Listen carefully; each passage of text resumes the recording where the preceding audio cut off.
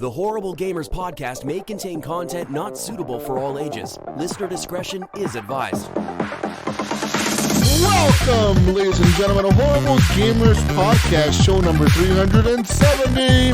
Being recorded on September 27, 2021. I'm one of your hosts, Jesus Gonzalez, known as JesusWalksAlot. Today I'm joined by my friend from the West Coast, the best coast, Gunny Chief, Henley Merrill is back. Welcome back, Henley. Welcome.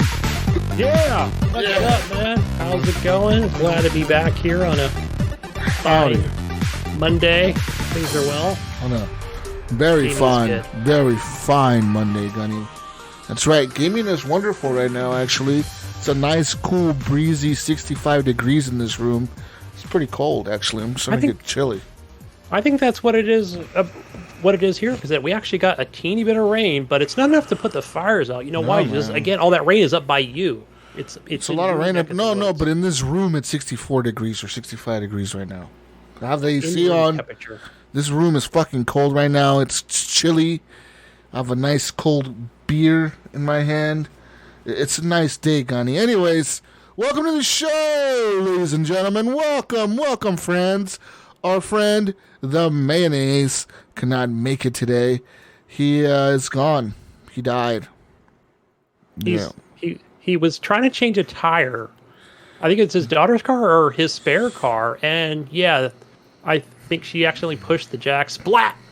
There he went. Rip, Mayo. Rip. He tried. You can't crawl under a Camaro like that. It's pretty lowered. It's too low to the ground. No, he's not dead, people. He's alive, but he's doing hobo stuff, like changing tires. I thought he had a butler for that type of stuff. He used to, remember? What? Now he lives in the ghetto. He used to. Yes. See, back in the day, he would have just told his butler, like, a fucking NASCAR pit crew would have ran out there and fucking changed it in 2 seconds. Nowadays, he has to do everything himself. Fucking loser. Yeah, he forgot how to do it. He forgot how to operate a jack. It's a fucking loser move right there. You know, before he would just call his NASCAR fucking pit crew team.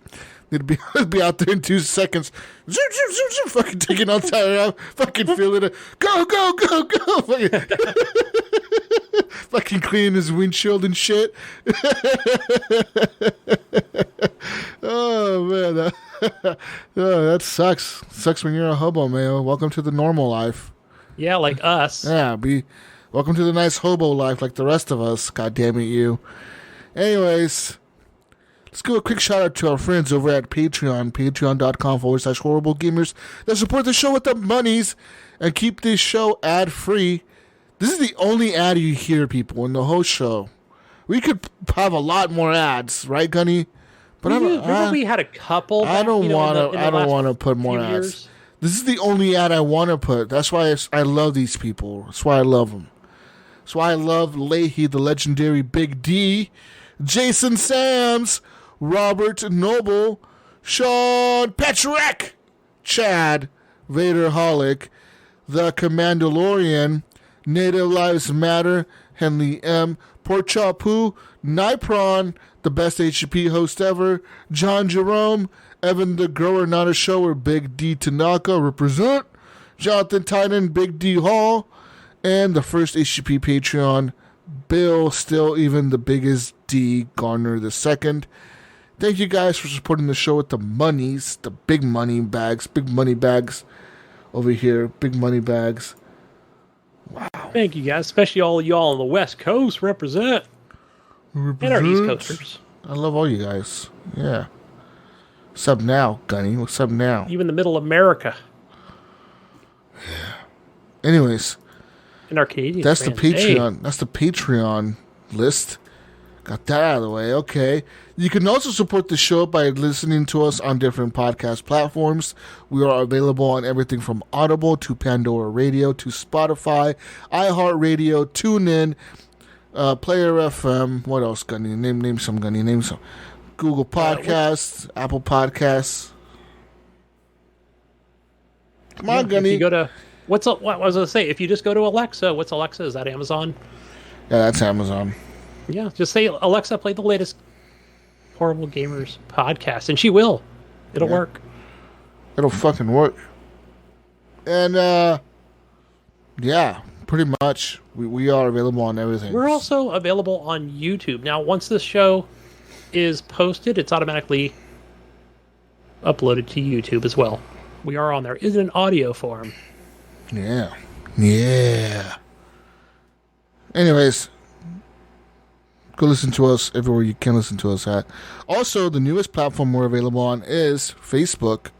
Facebook actually uploads our podcast entirely into Facebook. It just uploads it onto Facebook into our page. You can actually go to our page and listen to the new shows. I don't know if the old shows are on there, but I know for a fact the last three are on there. And they're titled and everything, and you can just press play while you're on the Facebook machine and listen that way as well. If you didn't know, now you know. Right, Gunny? Right? Now you know. But yeah. Anyways, shout out to all that stuff. Also, go like our page, Horrible Gamers Podcast. It's our page. There's a group. You join that group. There's also a Discord community for the people that don't know. There's a Discord link in the show notes themselves on this podcast. Go to show notes. There's a Discord link in there. You click that link. It'll open a browser on your phone or on your computer, one of the two. And it'll take you over to Discord. You make an account. If you don't have one, you go into our server and we'll say, welcome to the HGP Discord server. Woo, woo. You get to talk to a lot of different people on there. There's all kinds of people on there. And yeah. So go join the Discord. All right, Gunny? Go. Do it. Come over, join us. Ask us for the link if you don't know what it is. Don't ask us. Just don't be a hobo. Just go to show notes. God. Well, what if you're like not a hipster like me? You don't know how to use a millennial. You don't know how to use the internet? You don't know how to click on a link? Well, then we're in trouble. That's what I'm talking about. We're in trouble. Also, ladies and gentlemen, you can buy some gear over at Redbubble. Head over to Redbubble and get yourself a nice face mask, maybe an acrylic block, some socks, a shower curtain. I know a lot of you need that shower curtain this time of year. Mm-hmm. Get yourself a nice jacket, Gunny, a sweater. It's sweater weather now. Is that what we call it? Sweater weather. It is sweater. It is sweater weather. Yeah. Say that fast. Sweater weather. Yeah. Woo! Get that going. Yeah. Get yourself some nice sweaters.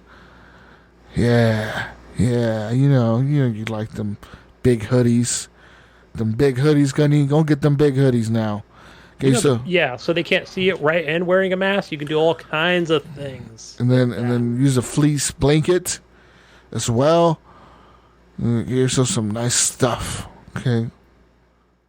Anyways, that's over on Redbubble. Just search Horrible Gamers on there. You'll find us. And a big shout out to the intro and outro music of the podcast. Shout out to Phantom Menk for the music of the show. You find his music on YouTube, Spotify, Pandora, Apple Music, iHeartRadio, all out of their shit. Just type in Phantom Menk and the stuff will pop right up. I'm pretty sure, because I know I've done it. I've done it on Pandora myself. It just pops up. And of course, there's other artists that play on Pandora with his music. They're all kind of the same style of music, which you would say is chiptune, Gunny. Chiptune. What tune? Chiptune, Gunny. Chiptune, motherfucker. Chiptune. It's called you some bitch. Anyways, since Mayo's not here, we're gonna talk about my Camaro. Oh yeah, I got a big white Camaro. Got a Mayo. When he was messaging us, he was showing us tires, I was like, oh, he got some new wheels, man. He got some new wheels, but no, it had a big nail in it. I was like, what's this? Huh? Okay, not new tires. But he might need them.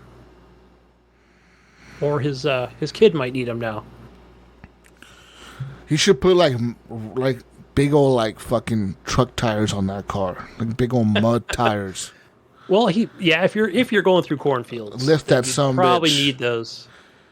What is it, like a Mazda or something? Lift that fucker and put like big old mud tires on there. Yeah.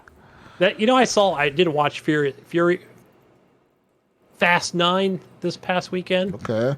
And of course, Dom's got to have it's a car, but it was lifted up, not jacked up really high, but yeah, it's got to be lifted up like that. Well, you mean Put some magnets in there like they did in the movie. Yeah, that was silly as hell. We're going to put magnets in our car and we're going to drag fucking 3-ton pickups that probably weigh 4 tons because of all the armor they have on them. They just used that throughout the whole movie, so didn't they? Stupid. It's so stupid. Like, there's no way a little tiny muscle car can, with magnets, pull 2-ton, like 2 big-ass fucking 5-ton armored vehicles, you know, dragging them on its side or whatever the fuck. You know what I mean? Like, yeah. No way, dude. No I think way. my favorite part of no spoilers here if you haven't watched that movie, but it was just like, because I just saw it yesterday, was just like the other movies where he's like he's getting blown up and there's explosions and fire in that big armored tank vehicle, and then he jumps out the last second and the jet comes and blows up, and you know the vehicle goes off the cliff, and he's kind of like down on one knee, because you know Dom, right? You'll never see him like hit the ground, rarely ever. He stands up, he's got like the cleanest white shirt on, he's like not even a scratch, you know. Right? Like, and cut. All right, put a new shirt on him. Yeah. Oh my god, dude. That movie's so cheesy. I think they just know it's cheesy at this point. They don't give a fuck. They're like, whatever. Yeah, they don't care. Like, yeah. Everyone's just coming back. How did this guy come back? Everyone's just coming back to life. The bad guys are the good guys now. Half of them are the good guys now. You know what I mean? They're all good. Yeah. Every bad guy turns into the good guy. It's like that's the plot of the movie. Hey, there's this new bad guy. New bad guy knows you guys from somewhere in the past. New bad guy hates Dom and his family. Now But they Dom, are family. Yeah, no. But now Dom has to fight this guy or this girl. But then Dom finds out they were family at some point, Gunny. And they make amends. And at the end of the movie, they change their ways. And they become part of the family. Yeah. And they're all barbecuing back in L.A. in that fucking house. Right? In the fucking ghetto. You know what I mean? It's fine. No, everybody's family. We're all cool. We're not going to try to kill each other. Yeah, everybody just went back to L.A. and is barbecuing in this ghetto-ass house in the front yard. That was the same house Dom was living in like 40 years ago in the first movie. Right, still looks the same. Yeah. Still looks the same, ghetto-ass house, but there's Lamborghinis and shit parked all around that motherfucker now. What the fuck? You know what I mean? Like, really, dude? Yeah. Really? Wow. Fucking stupid. But for our audience listeners out there, I definitely recommend you watch it. It's Fast and Furious. You have to. It's like, you know, yeah. Just have to watch it. It's like Star Wars, you know, you got to watch it, even if you're going to hate it or not like the story in this one, but you got to watch it.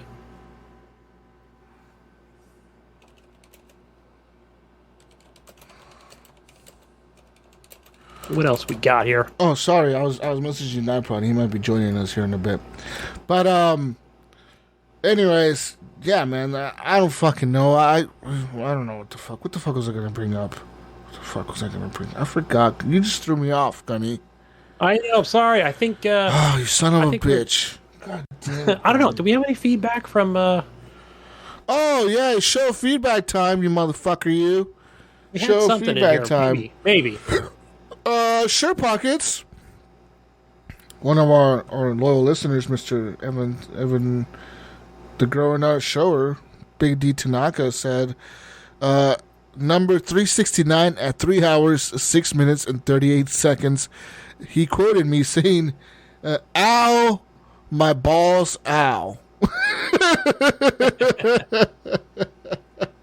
I was laughing because I remember I said that on the mic and I was like, fuck, someone's going to catch that. I wonder who, and it sure was somebody. Fucking Evan.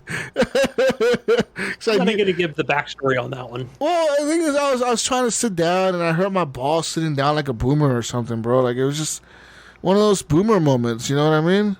Yeah, I've had those. You know, like, it was like, oh man, like, am I sitting down? What's going on? I don't know. And it was just a boomer moment, dude. Yeah. I guess I was just, where was I? You were there. You know, you and Mayo were right there in front of me. Like, you guys were talking about something, and I came back from downstairs or something. I went to go take a drink of water. I don't know. I did something, and I walked away, and I came back in. And I was like, oh, my balls. Ah. I was like, in my head, I thought, fuck, someone's going to catch that. I wonder who. And then, sure enough, it was Evan. Of course, the grower, not a shower is. Yeah. And then Vader Holic was right. He said, laugh out loud, he must have sat on him. Yep. We got a winner. And Leahy says, give us HGP dog jackets. I mean, that actually wouldn't be a bad idea, Gunny. We need to look into that for real. Everybody has dogs these days. We could even make cat jackets. Why are you being animal racist? We can. Do they come? Okay. Do they have horse jackets? Because I love my horses. Horses do wear jackets. Well, they wear blankets, right? HGP blanket. Let's look at this. We're gonna find someone that makes dog jackets, and we can do it. Probably Petco, or who else is out there? No, but they probably charge you up the ass to get it done, like in bulk. They want 40%. Yeah. We got to cut out the middleman, Gunny. We got to make our own dog jackets. There's probably like a lady out there. She'll just make any custom jacket for your pet. So some old lady out there just making custom jackets. Probably make them for your bird too. Yeah. I don't know. Anyways, I guess we get what we've been playing this week, and I've been playing some games, Gunny. So of course I went back and played some more Deathloop. I almost said Mass Effect. No, I haven't played Mass Effect at all this week. You're wrong, Gunny. Dead wrong. Dead fucking wrong there. All right, I played some more Deathloop, and of course, I haven't beat it. I just haven't had time to really play that much this week. But what I have played of it has been fun. I just haven't really.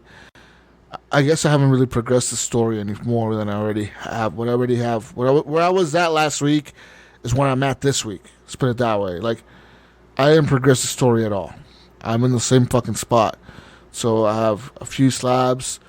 I already know the secrets of a few people. I found the secret place where Juliana is hiding, and I need to find out how to get the codes to disable the thing the place that she's in.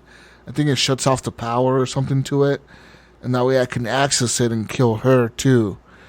Because she's part of the Deathloop also, you know what I mean? So she's part of the group of visionaries. So I gotta kill all the other people and her to break this loop.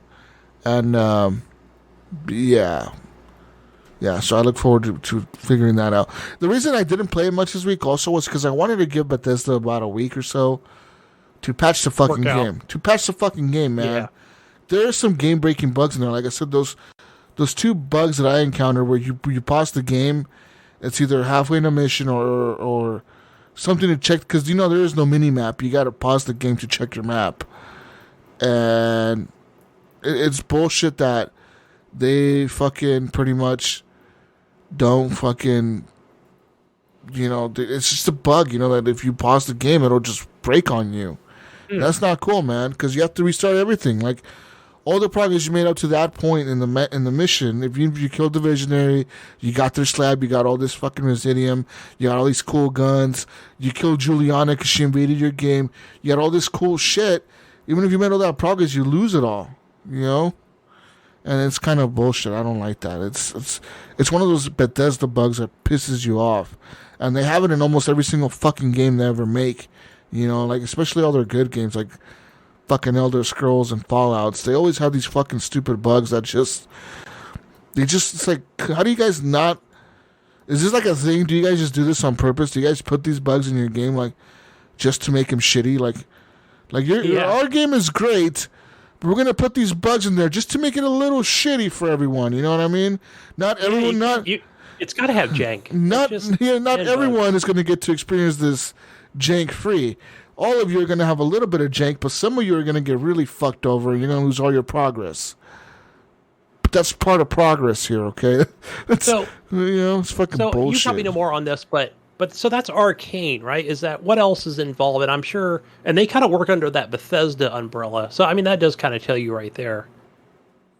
Yeah, it's going to be somewhat buggy. I don't know, like in previous titles, like Dishonored or Death of an Outsider, like if any of those, launched with bugs. You know, unlike obviously a Fallout game, you know, where that's under the true Bethesda name itself. Yeah, no. Pretty much they are published by Bethesda, so yes, they work directly with... I'm pretty sure they work with Bethesda. Arcane does. Because they've been doing it since Dishonored. They've been working with Bethesda a long time now, and, you know, that's like 10 years ago, dude. Yeah, I mean, same, all under one umbrella now, but, I mean, it has been, but, you know, it's all Microsoft-owned, but, yeah, we'll see how those Microsoft dollars really impact. I don't think it's going to change much. You know what I mean? It's just still going to have, you know, a lot of those same bugs or whatever, just the way those things are developed. But now, Jesus, are you that kind of person? Do you go, like, when you're playing a game like Deathloop? Now, do you go and follow them on Twitter and just kind of like checking for, like, you know, updates to the game? No. That's for me personally. I will. I'll go definitely follow them. And the only games that I do that for is games that I really love, like Red Dead Redemption 2.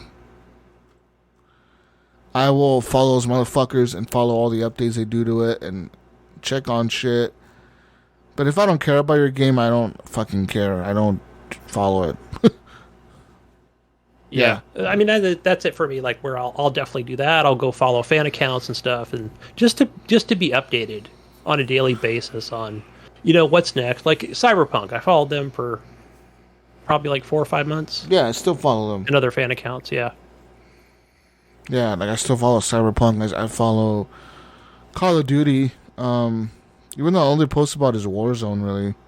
I follow Battlefield. Yeah, I follow Red Dead.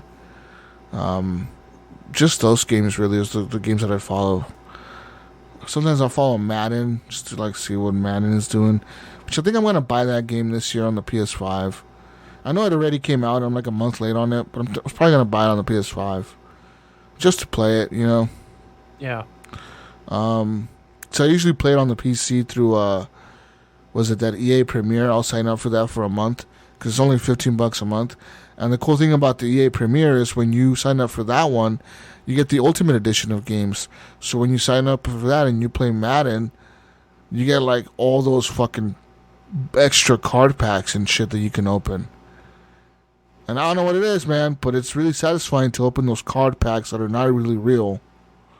You know what I mean? It can be addicting. You hear the noise, and you open it, and you get like all these cards and all these players, and you're like, "Whoa, I got a legendary blah blah blah, Randy Moss or whatever the fuck." Or, you know, it's really cool, man. You get like classic players like fucking Troy Aikman or Emmitt Smith, and you're like, "Whoa, I got a fucking 1994 or whatever the fuck, you know, player." And like, "Whoa, this is a fucking legendary card or whatever." It's really got fucking the dream cool. team. Yeah. And then you get online and you're doing really good, and it's skill-based matchmaking, so it'll put you against players that it like thinks that it's ranked the same as you are. And then all of a sudden you'll run into a player that has like all like fucking star players on his team. Like all of them are like rank 90 or higher. And it fucking sucks, Gunny. It sucks. Yeah. A few years ago, I got really into the online, dude. I played like 4 seasons online. And the first season, I made it to the playoffs. And I think I lost like my first game in the playoffs, you know, because, you know, you make it to the playoffs like in real life, you know, you play through like 9 or 10 games. It's shorter than an actual season, because the actual season is 17 games, but in the game, they'll have it to where it's like 12 games or whatever per season. And then it's the playoffs, and there's the championship. So I got to the playoffs. I lost my first game, whatever, you know. I restarted the next season, and I went through my entire season. I made it to the playoffs, and then I made it to the Super Bowl, dude. And I won the Super Bowl. It was fucking dope.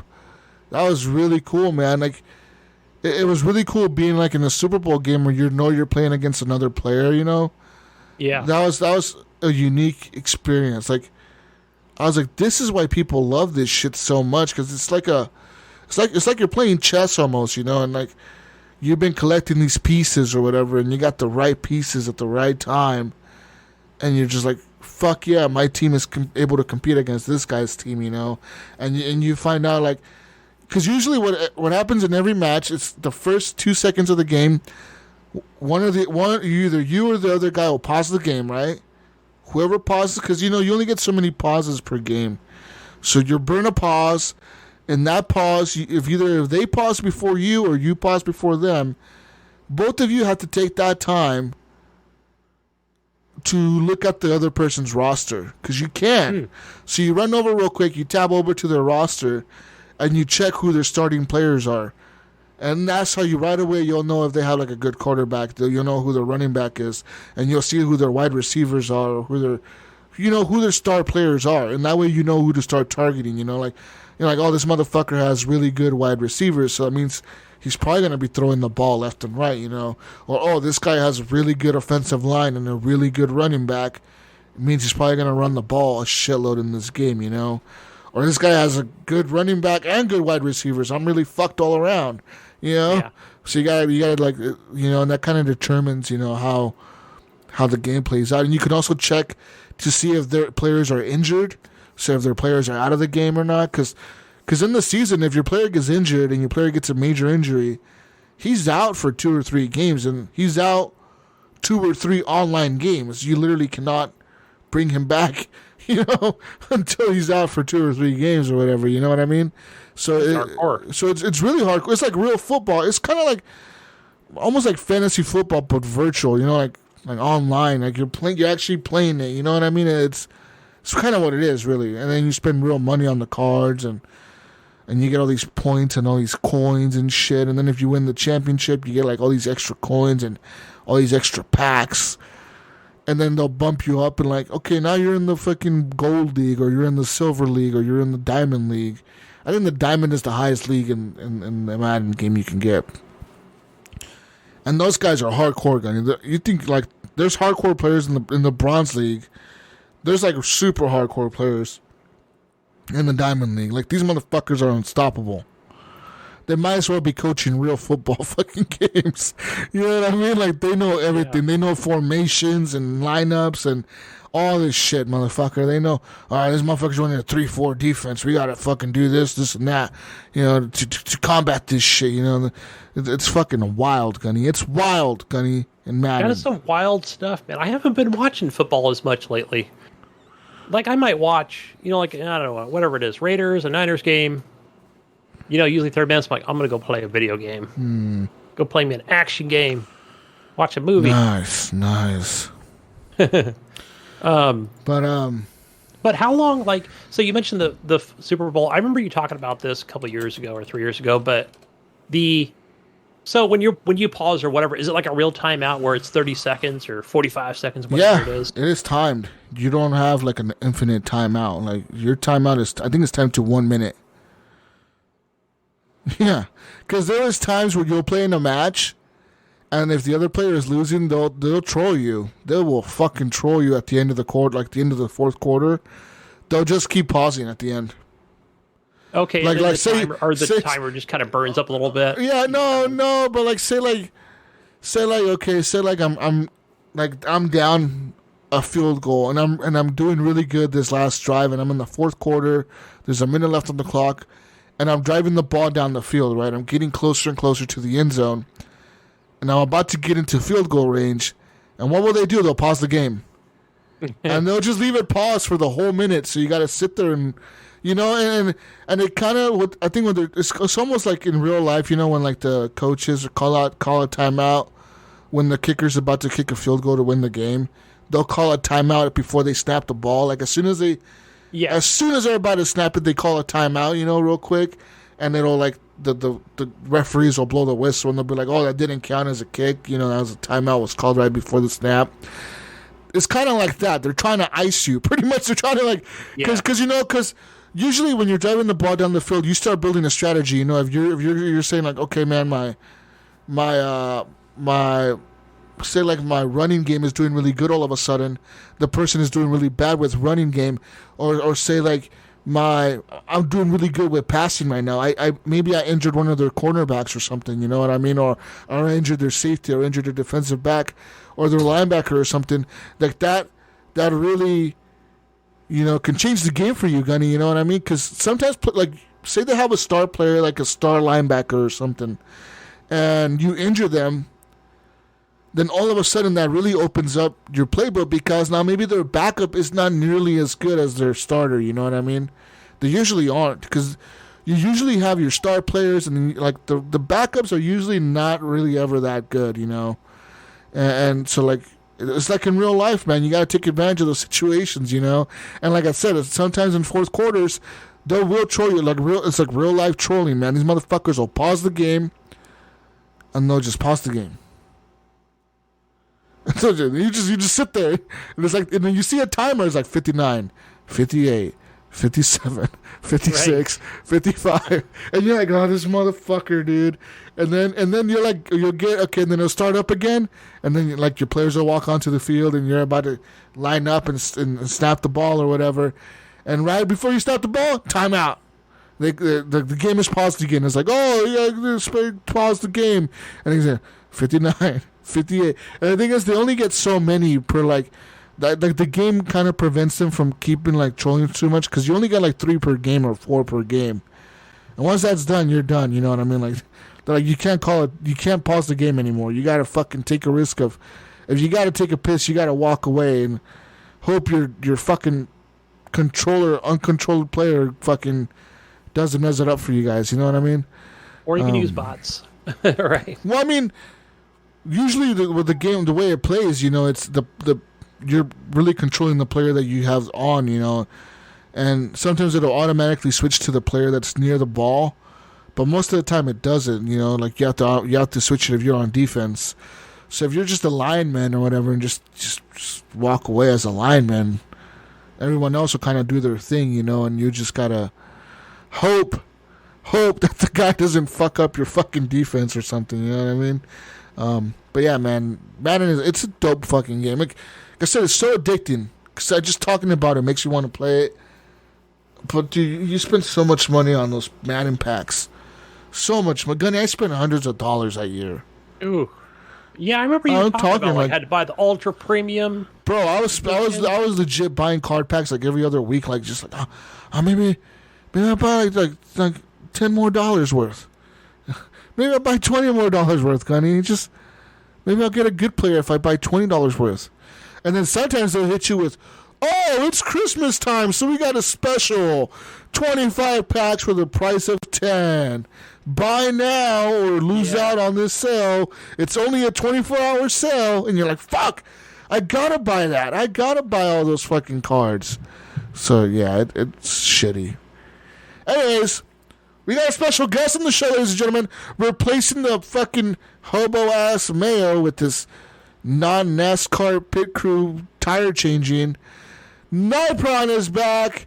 Nypron, welcome to the show. Yo, what's up? How you guys doing? Hey, Nypron, how you been? Glad pretty good.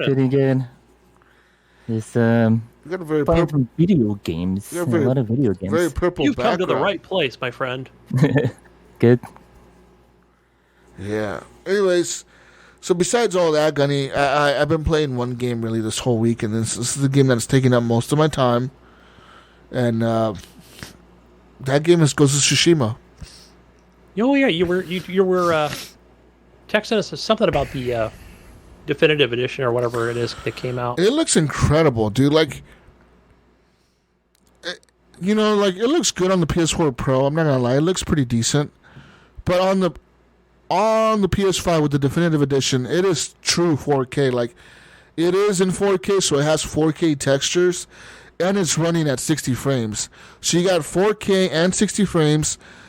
The detail in the game is incredible, dude. Like the armor, the way that the characters look, just the armor that the characters, you know, that your character is wearing, the different armor sets he can put on or whatever, and the blood splatter when you kill people, the blood on the sword and the blood that splatters all over him, or the mud, or whatever the fuck gets on your character, the rain, etc.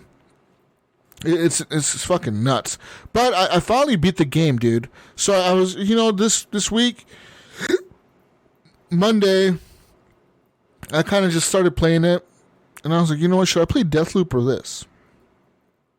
And then I kind of just, you know what? I told myself, I gotta beat Ghost of Tsushima. I gotta beat it, man. I got the DLCs waiting for me. I gotta beat this shit. So I started just playing the main story. because I had done a lot. I still have some of the side stuff to do, but not as much as most people that probably didn't do a lot of stuff.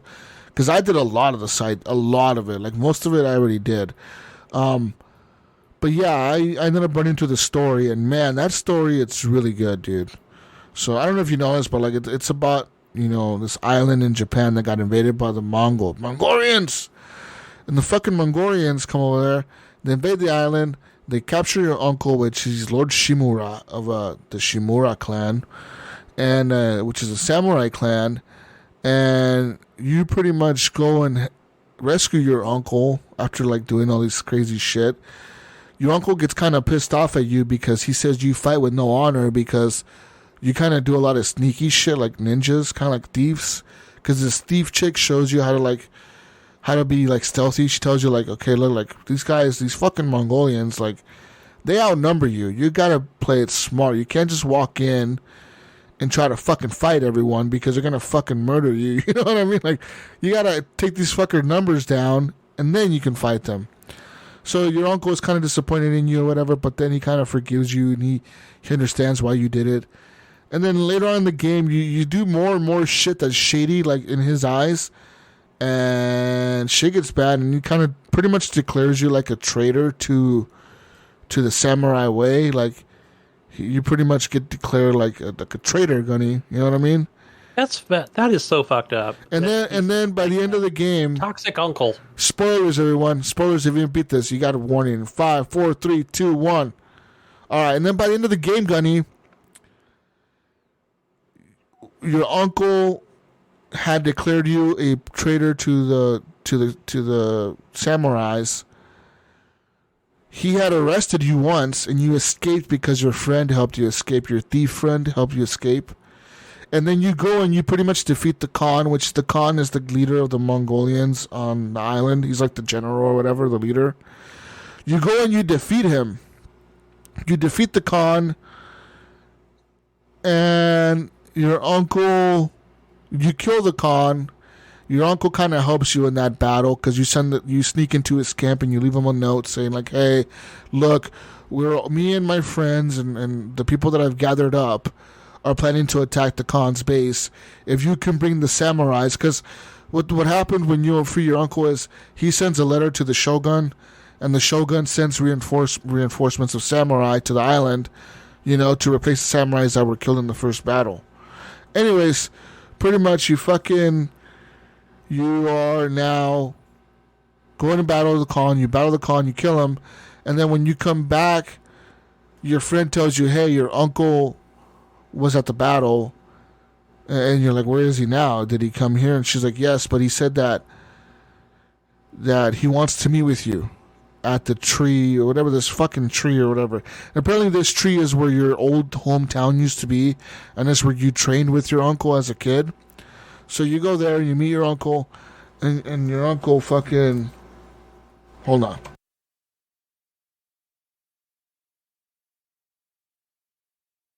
You can jump in any time, Nypron, since I watched you complete this game.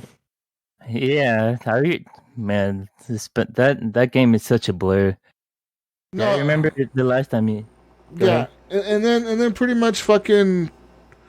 So then you meet your uncle, and your uncle tells you like, hey, dude, like the word is because your uncle gives you a choice at some point in the game to become his son. Like legally his son. Like he sends when he goes to calls for reinforcements from the shogun, he sends a letter recommending that the shogun recognizes you as his son. So you're gonna become the next lord of Clan Shimura, which is the lord of the island that you're on. So you would be the leader of that island, you know what I mean? But the thing is, when it comes to that point, you go and you attack this base where the Khan is at, and the thing is, your uncle tells you like you're gonna attack in the morning. We're gonna go across this bridge, and we're gonna fucking kill everyone head on in the head-on attack in the morning. And what you do is you defy his orders and you sneak around and you poison everyone in the camp and kill everyone in the camp with poison. And that's not an honorable way to kill people, Gunny. You know what I mean? So. He's a ninja.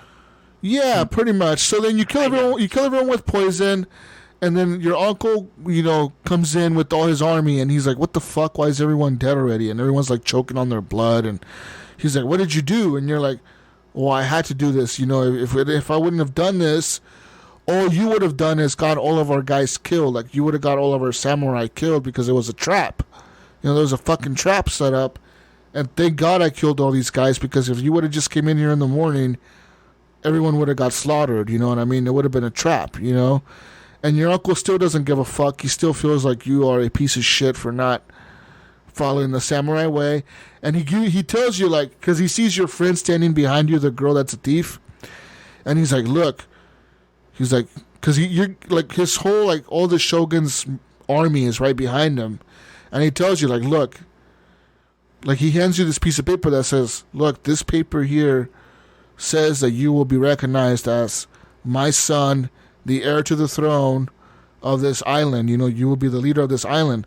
All you have to do is accept this fucking piece of paper and just say that she made you do it. Like, that she got into your head and that she kind of brainwashed you. And then we'll have her arrested and we'll execute her and say that she drove you mad or whatever and she made you do this. You know what I mean?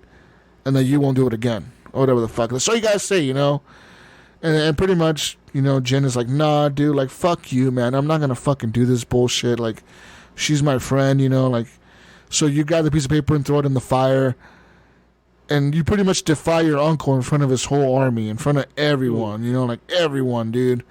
So he has you arrested, and that's when you escape, and you go and you escape with your friend Yuna, and you go to the north, and you go to the snowy fucking area, and you attack the Khan. You build up your military, you attack the Khan. And then, at the end of all that, like I said, your uncle meets up with you at this tree. This tree is where you and your uncle trained as a kid with your uncle when your dad died and your mom died. And your uncle is sitting there and he's like, hey, motherfucker, like, you've been declared a traitor by the Shogun. Like, you were first declared a traitor by me. Now the Shogun says that you are a fucking traitor and your clan, your family's history is going to be destroyed. Because you are the last living member of Clan Sakai, your clan is no longer going to be recognized as the clan of the samurai. Like, we're going to remove you from the history books pretty much, right? And Jin is like, what the fuck? Like, after all we did for you motherfuckers, you guys are going to do that to us? And he's like, it has to happen. Because it's the law, right? Like, that's the way the laws work back then or whatever. So then, pretty much your uncle takes you to the cemetery where your parents are buried. And he tells you to write the last words of Clan Sakai, and you write them down, and he writes the last words of Clan Shimura, or his last words, right? Because like I said, he doesn't have a family. He wants you as his son because he wants his clan to continue. The name, Clan Shimura, he wants it to continue, and the only way it can continue is if there's a son to carry on the name, right? That's why he wanted to adopt you as his son. But he realizes that in this duel, regardless if he loses and he dies, then his clan dies. But even if he kills you, then your clan dies and his clan dies no matter what. Because once he dies, his clan is, unless he starts a new family, like a fucking ripe old age of 60 or however old he is, you know what I mean? Like, unless he starts a new family with might find a mama, baby. With the blue pill Gunny, you know what I mean? He starts a new family back in the day. Mm-hmm. Just hello. But so then you get into this big duel with your uncle, and then you kill him, and then at the end it like gives you the chance to spare him or kill him, and you can kill him and give him a warrior's death, which is what he wants. He wants you to honor him with the warrior's death, like kill him by facing him, or you can just walk away and like let him live, which he won't forgive you for because he'll say you're a coward and you have no honor because you didn't kill him or whatever. You know what I mean? And yeah, man, that game is dope. That game, it literally, man, there was moments in that game where I was like, fuck, this is so good. This is fucking. I need to know what happens next, Gunny, right now. I need to know. Well, what am I going to do next? Where am I headed next? Who am I attacking next? Where the fuck are these Mongolians? I'm taking them all out. And by the end of the game, dude, you feel like a god. It's almost like God of War, where like by the end of the game, you are not afraid of shit.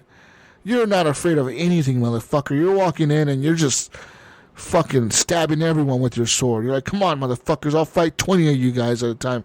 And the enemies do scale up with you. They do get harder with, like, you know what I mean? Like, the more the game continues, the enemies, you do meet newer enemies and different types of enemies, and some are more difficult than others. Like, for example, you see sometimes Ronin, and the Ronin, I don't know if you know this, Gunny, but Ronin are like, they're swordsmen that cannot be samurais. They're like hobo samurais. Okay. Yes, they are. I'm just gonna say. Yes, they are hobo samurais. They cannot be real samurais because they're not descendants of a certain family clan. You know what I mean? They don't have any. Because to be a samurai, Gunny, you have to have a blood tie to that clan. You know what I mean? You have to have a tie of somehow with your family has to be tied to that clan. You know what I mean? You don't just walk in and be like, I want to be a samurai. Hey, Gunny, I want to join clan Gunny Chief. The Gunny clan. Yeah, no, you don't just do that, Gunny. No, that's the Ronin. The Ronin is where you show up, and you're like, hey, I want to just be Ronin. Like, okay, join us. You know, as long as you know how to use a sword really good or whatever. Just be our minion. You're good. I like it. Yeah. So, yeah, they're like hobo samurais, but they don't look as cool. They look like hobos. Got pretty hobo-looking clothes. Rags and all that. Yeah, they got the hobo clothes and the hobo hats. But those guys are really good with swords. Like, when you fight those motherfuckers more than one at a time, like, I would take some hits. Even at the end of the game, I'm like, fuck, these guys are fast. Because they would just be really fast the way they would come at you. You know, they do different types of combos, and the Mongolians were kind of slower. And these motherfuckers, they just come at you like a fucking samurai. You're like, God damn, slow down. But it's really cool, man. Like, that game is so good. The combat is so good. Sucker Punch did a great job with that game, and I cannot wait to play the DLC. I want to know what happens in the DLC. Yeah, I beat Ghost of Tsushima as well, but I have not tried the DLC. I heard that story kind of portrays the father of the main character. Oh, yeah, it goes back in time, right? To show what the father did or something? Jin Sakai's father? Like you find like remnants of the father in that island, something like that. Yeah. But yeah, Ghost of Tsushima I love that game. It's really good. Yeah, I think Nypron, I think I was, when you were streaming that game a lot, like, leading up to the end, and I think I joined. It was like midday week, and I joined, and then I'm like, is this the end of the game? And you were like, yeah, this is it right here. Like, but I had watched like quite a bit of it, and then I think we chose a warrior's death. Yeah, I was wondering if there's any alternative endings, like if you spare your uncle. Is there like a different ending to that? No. The only difference is that you get a little bit of different dialogue with Yuna at the end, and you get a different house. Because when you kill him, you live like in a hobo shack when you kill him. And if you don't kill him, you live like in a different hobo shack. Oh. You know what I mean? But at the end of the game, no matter what you do, you lose your original house, which is your original home was where the Clan Sakai estate was. You know what I mean?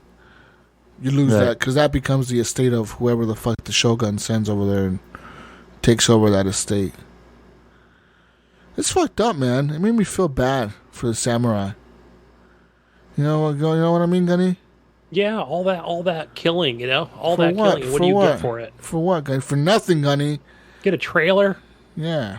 Middle of Nebraska? What's up? Yeah, fucking hobo, yeah. It's kind of like our veterans. They go to war and they come back and some of them become homeless. Our Nebraska listeners here. Yeah, become homeless vets and no one helps them. It's kind of like that almost. It's kind of what it felt like. They need to be appreciated more. Definitely. Oh, yeah. You risk your fucking life to save everyone else's. You definitely should be appreciated more. You shouldn't be fucking homeless. Anyways, that's another argument for another time, Gunny. Right, don't get me started on that shit. I know. Don't go off on a tangent here. Let's bring it back here. I still can't get over the facial animations of that game. They're just incredible. Yeah. They really are, especially with the new director's cut, because they improved them so much with the new director's cut.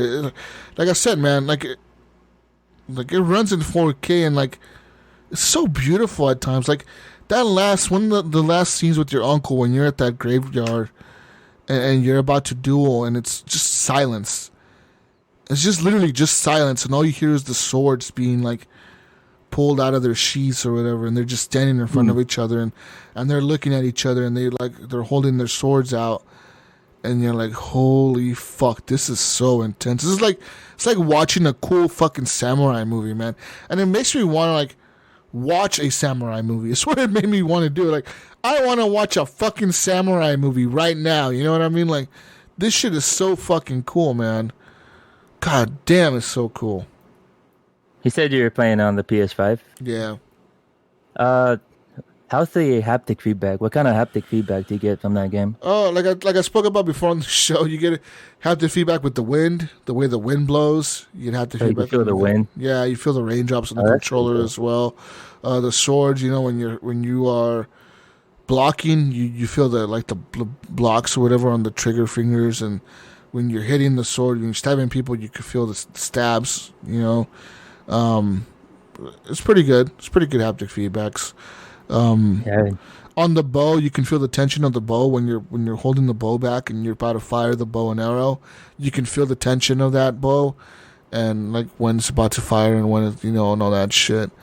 It's really good, and I loved all the side stories of the game as well, man. Like the side story with the guy who was chasing his apprentice, his archer apprentice chick. Like, that side story was really cool, and I thought the ending of it was kind of like, wow, like, this is kind of like a cool ending. Like, it wasn't the greatest, but it was all right. I like the story of Lady Yamako, where she was trying to get a vengeance for her family that got killed in front of her. Mm-hmm. And at the end, she finds out who did it and why they did it, and you're like, holy fuck, this is fucked up. And then, like, the game has some really cool side quests and some really cool side stories. Yeah, I remember in the beginning of that game, there was a side story that made me laugh. It was when you find like a samurai. You find like another samurai just like you, and then you find out later that it's a fake samurai. I remember you tried to duel him one time. He's like, "Let's duel." And then once you start the duel, he's like, "Oh wait, don't kill me yet! Don't kill." Remember that? Yeah. I remember that. That was a really cool moment. Yeah, and there's some really cool scenery in the game, man. There's towns that are like, there's areas of the game where you walk through an area, Gunny, it's all burned down because the Mongolians burned everything down. And I'm talking everything, like the field, the town, the people. There's dead bodies everywhere, burned up. Yeah. And you walk, and everything turns kind of like black and white when you're walking through those areas. And the only thing that really has color is your character and the fire. You see the fire, like the embers burning. But everything else is black and white. And it's really cool, like cinematic as fuck when you're walking through those areas. And like, you hear no wind. All you hear is the crackling of the fire. And you're just walking through it, and you're like, God, this is pretty intense. Yeah. There's other moments in the game where you're walking through a forest, and all you see is like the fucking... the leaves falling from the trees, or you're walking through the snow and it's just peaceful and quiet in the snow, it's just all you hear is the crunching of the snow in your footsteps, which is what I personally love about when it snows in Oregon. Is when it's cold outside, when it's snowing, pretty much all you hear is it's the footsteps, the snow crunch when you're walking, or when a car is driving by, all you hear is the snow on the snow tire, the crunch of the snow. And it's really quiet when it snows. That's one thing that I notice. It's always quiet when it snows, Gunny. Because there's no birdies out. They're going to get cold. And the kids are going to freeze their little fingers off. Time to be inside playing video games. But, yeah, you're right. That's exactly why. Because there's no birdies outside. It's all cold. And like I said, there's no really people outside. Everyone doesn't want to drive in the snow. So it's less traffic, less people. But it is a pretty game. I love those cherry blossoms. Oh yeah, no, there's a lot. I love of those images blossoms people post on Yeah. social media. This is the one game. This is the one game that I really wish that PC players will also experience. It's a really good game, man. They will. I really wish PC players can get their hands on it. Hopefully, no, so good, there's no doubt in my mind this is coming to PC. You don't think so? I think it will. I think it's gonna happen. Okay. There's no doubt in my mind that it will happen. Like it's gonna happen. Yeah, it's gonna happen. Yeah. And if not, then fuck it. Buy a PS5 and play it. I mean, it's that good, you know. Like the game is fucking incredible, man. Like I really, really, really agree with Evan when Evan said in the Game of the Year show, like this game needs to be number one. Now I know why, because the game is that fucking good, man. Like the story is so well told, it's so tight, and it just flows, man. And in the end, you're just sitting there like, wow. That's how I was, Gunny. Wow. Damn. I need more time to play this game. You need definitely more time to play that game. But besides all that, I was going to buy Kena Bridge of Spirits, Jay. I know everyone keeps telling me to buy this fucking game. And I will. I just haven't bought it yet. So I will get it sometime. I will definitely get it, and I will definitely play it. Now, correct me if I'm wrong, but I think I don't know if it's an Epic exclusive and PlayStation 5. Yes. Is that the two places it's on? Yes. 'Cause I think I did see that on Epic. I think it's on the PS4 Pro too. Oh, is it? Okay. Yeah. Because that's the next game I want to get to. It looks really nice. It's like a Pixar, Disney kind of game, Yeah. you know, those kind of graphics. But it has that God of War combat too. I saw in the trailers. It's like, man, it looks Yeah, pretty that's nice. the one thing that intrigued. You know me, I'm like, anything that has any kind of good action to it or combat, count me in. Yeah, apparently Even if it's blood or no blood. the studio who made it, apparently they were an animation studio before they became a video game studio. Huh. That's why it looks so good, because they were making a movie first. Oh. Then they I switched it to see. making a game. Yeah. That's why it looks like a Pixar fucking film. Yeah. Because it was. Originally. Right, it was probably going to go to Disney, and then they were like, you know what, Sony, check this out. No, they're probably going to go to DreamWorks or something. Yeah. DreamWorks or fucking, yeah. You know, the hobo Disney. They have Shrek and shit. Yeah. Because yeah. Shrek isn't Disney, right? He's not a Disney guy, is he? I think he is. No, Shrek is not Is he Disney. No, that might be Pixar, which is separate. I think it's a- He's a DreamWorks guy. Yeah, you could be right. Yeah. He's a DreamWorks. Yeah, he is. Yeah. He's DreamWorks. I mean, DreamWorks is a lot of Donkey. shit. I mean, yeah. All right, don't be hating on DreamWorks, Gunny. You fucking I like hobo. DreamWorks. Which one? Now, who owns that one? Is that is that Spielberg? Comcast owns them. Okay. Comcast is Universal, Yeah, Universal. NBC, Yeah. I believe.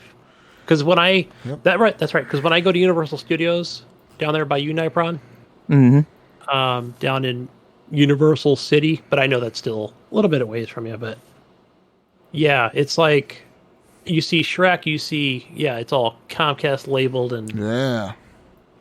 Yeah, so they made the movie Spirit, that horse movie. They made Madagascar, Shrek, Kung Fu Panda. Ooh. Yep. Jack Black, How to Train Your Dragon, The Croods. all video games as well. What else? E.T. Trolls. What else? Trolls. Boss Baby. And Decent movies. Captain Underpants. They're not bad movies, actually. Like, some of Yeah. these are pretty good. I actually enjoyed Shrek a lot. They need to make Shrek again. They need to bring him back somehow. Yeah, and Harry Potter is also part of that Is it? as well. Oh, really? Yeah, because if you go to Universal Studios, you see everybody there. No, Harry Potter's not. They got the license for it. Yep. Huh. No, do they? Yeah, they do. Because I went on the ride, man. I had my wand and everything. Oh, yeah, that's right. No. Yeah, Universal has that Do Harry they? Potter. I've been there 3 Theme times. park. It's a fun place. I like that better than Disneyland, just because it's easier to get around and it's a lot smaller, less walking. Well. Good food, good drinks. Try some of that butter beer. Butterbeer. I've heard of that. No, I haven't had any of that. What about you, Jesus? You're the beer enthusiast. No, I haven't had any. I What drink the Corona. fuck? The fuck is butterbeer?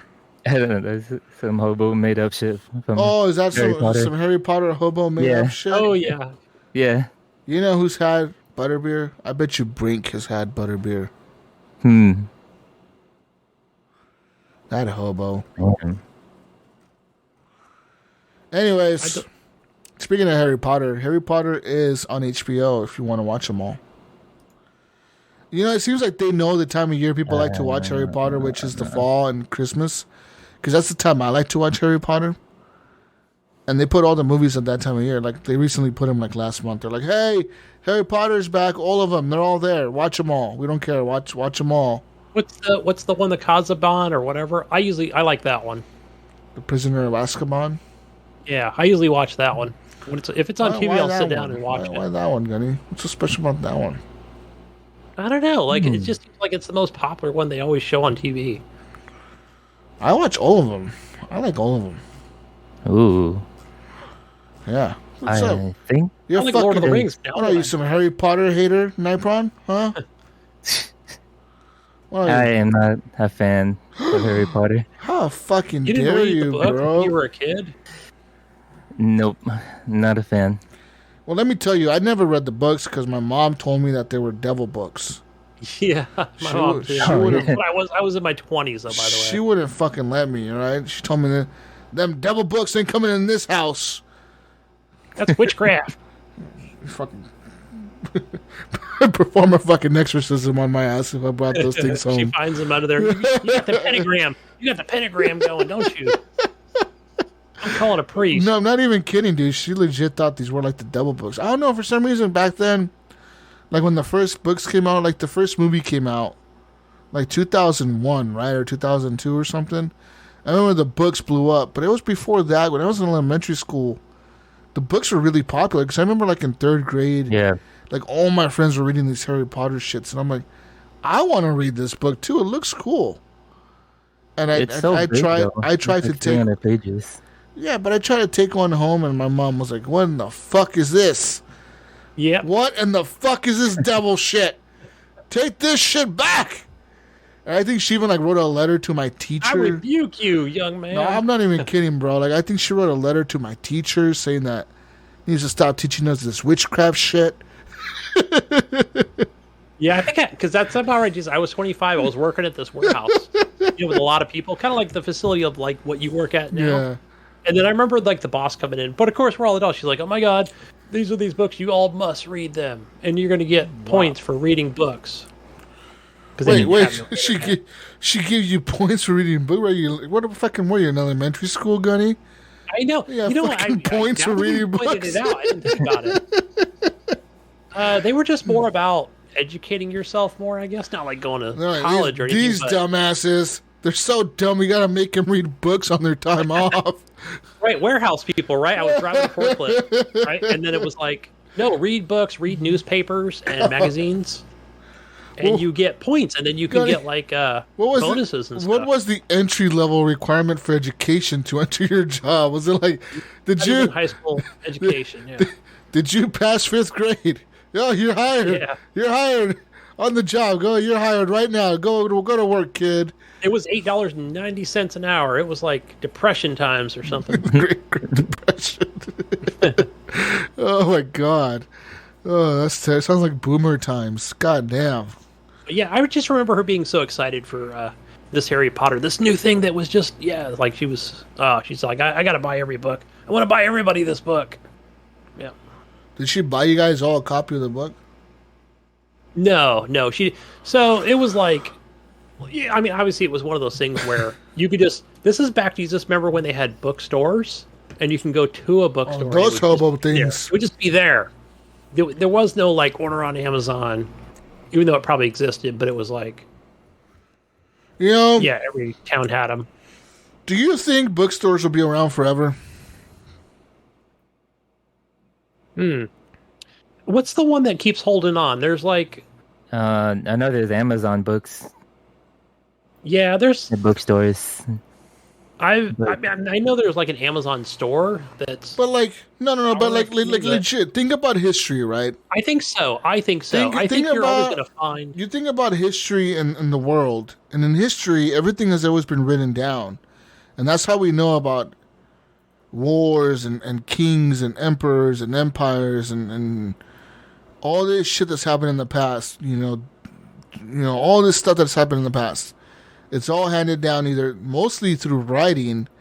A little bit of it has been through like verbal history, like somebody telling the story generation through generation. But the problem with that is you get the telephone effect or whatever where people start changing shit up, And I'm pretty sure that's how like back in the day, like, you know how like they have like those crazy Native American stories where like they talk about like the fire breathing mountain and the fucking the dragon bird or whatever, the firebird came down from the sky. I'm pretty sure half that shit was made up by some dude that at some point was telling the story and he was just fucking wasted. And he was like, it's my time to tell a story. Oh, fuck. I'm nervous. And he took a little too many shots of vodka or something. And he was like, the bird came down. It was a firebird. Yeah, it was a firebird. Firebird came down from the sky and burned everything. And then the white man came, white devil. And they came through with their boom guns, their fire sticks. And they burned everything down, Gunny. Yeah. Yeah, what is it called? Chamuco? Jesus, is that? Chamuco. Yeah, Chamuco. Yeah, because that's a liquor, that's a tequila that I deliver. Whoa. But it is based out of like, probably that's fuck another you thing up. you could probably Google out of New Jersey, up where Normie lives. Wait, Chamuco is based out of New Jersey? I believe so. That's why they're called the Jersey Devils. And I want to say that's based on Native Americans. I could be 100% wrong on that part of it. But Chamuco is like synonymous with like Hispanic children, dude. As a child, I was told if I didn't get my ass to bed and didn't stay in my bed all night long sleeping, that El Chamuco would come and get my ass. We've talked about this before, yeah. Either he would drag me under the bed and eat me, or take me to hell, wherever the fuck he lives, or he would drag me into the closet where it was really dark in the closet, like at night, and then I had to sleep with my lights off, or El Chamuco could see me. I didn't have no fucking nightlight. I think that my parents were cheap and they didn't want to pay the extra power. like, fuck that shit. This motherfucker's gonna sleep with no lights on. I could be connecting that memory wrong, but I just remember, like, every time I see that bottle, and it's got, like, this cardboard, with the picture of the Chamuco. Yeah, and it just reminds me of, like, a Jersey Devil when I lived there, but I lived further south, so I was fine.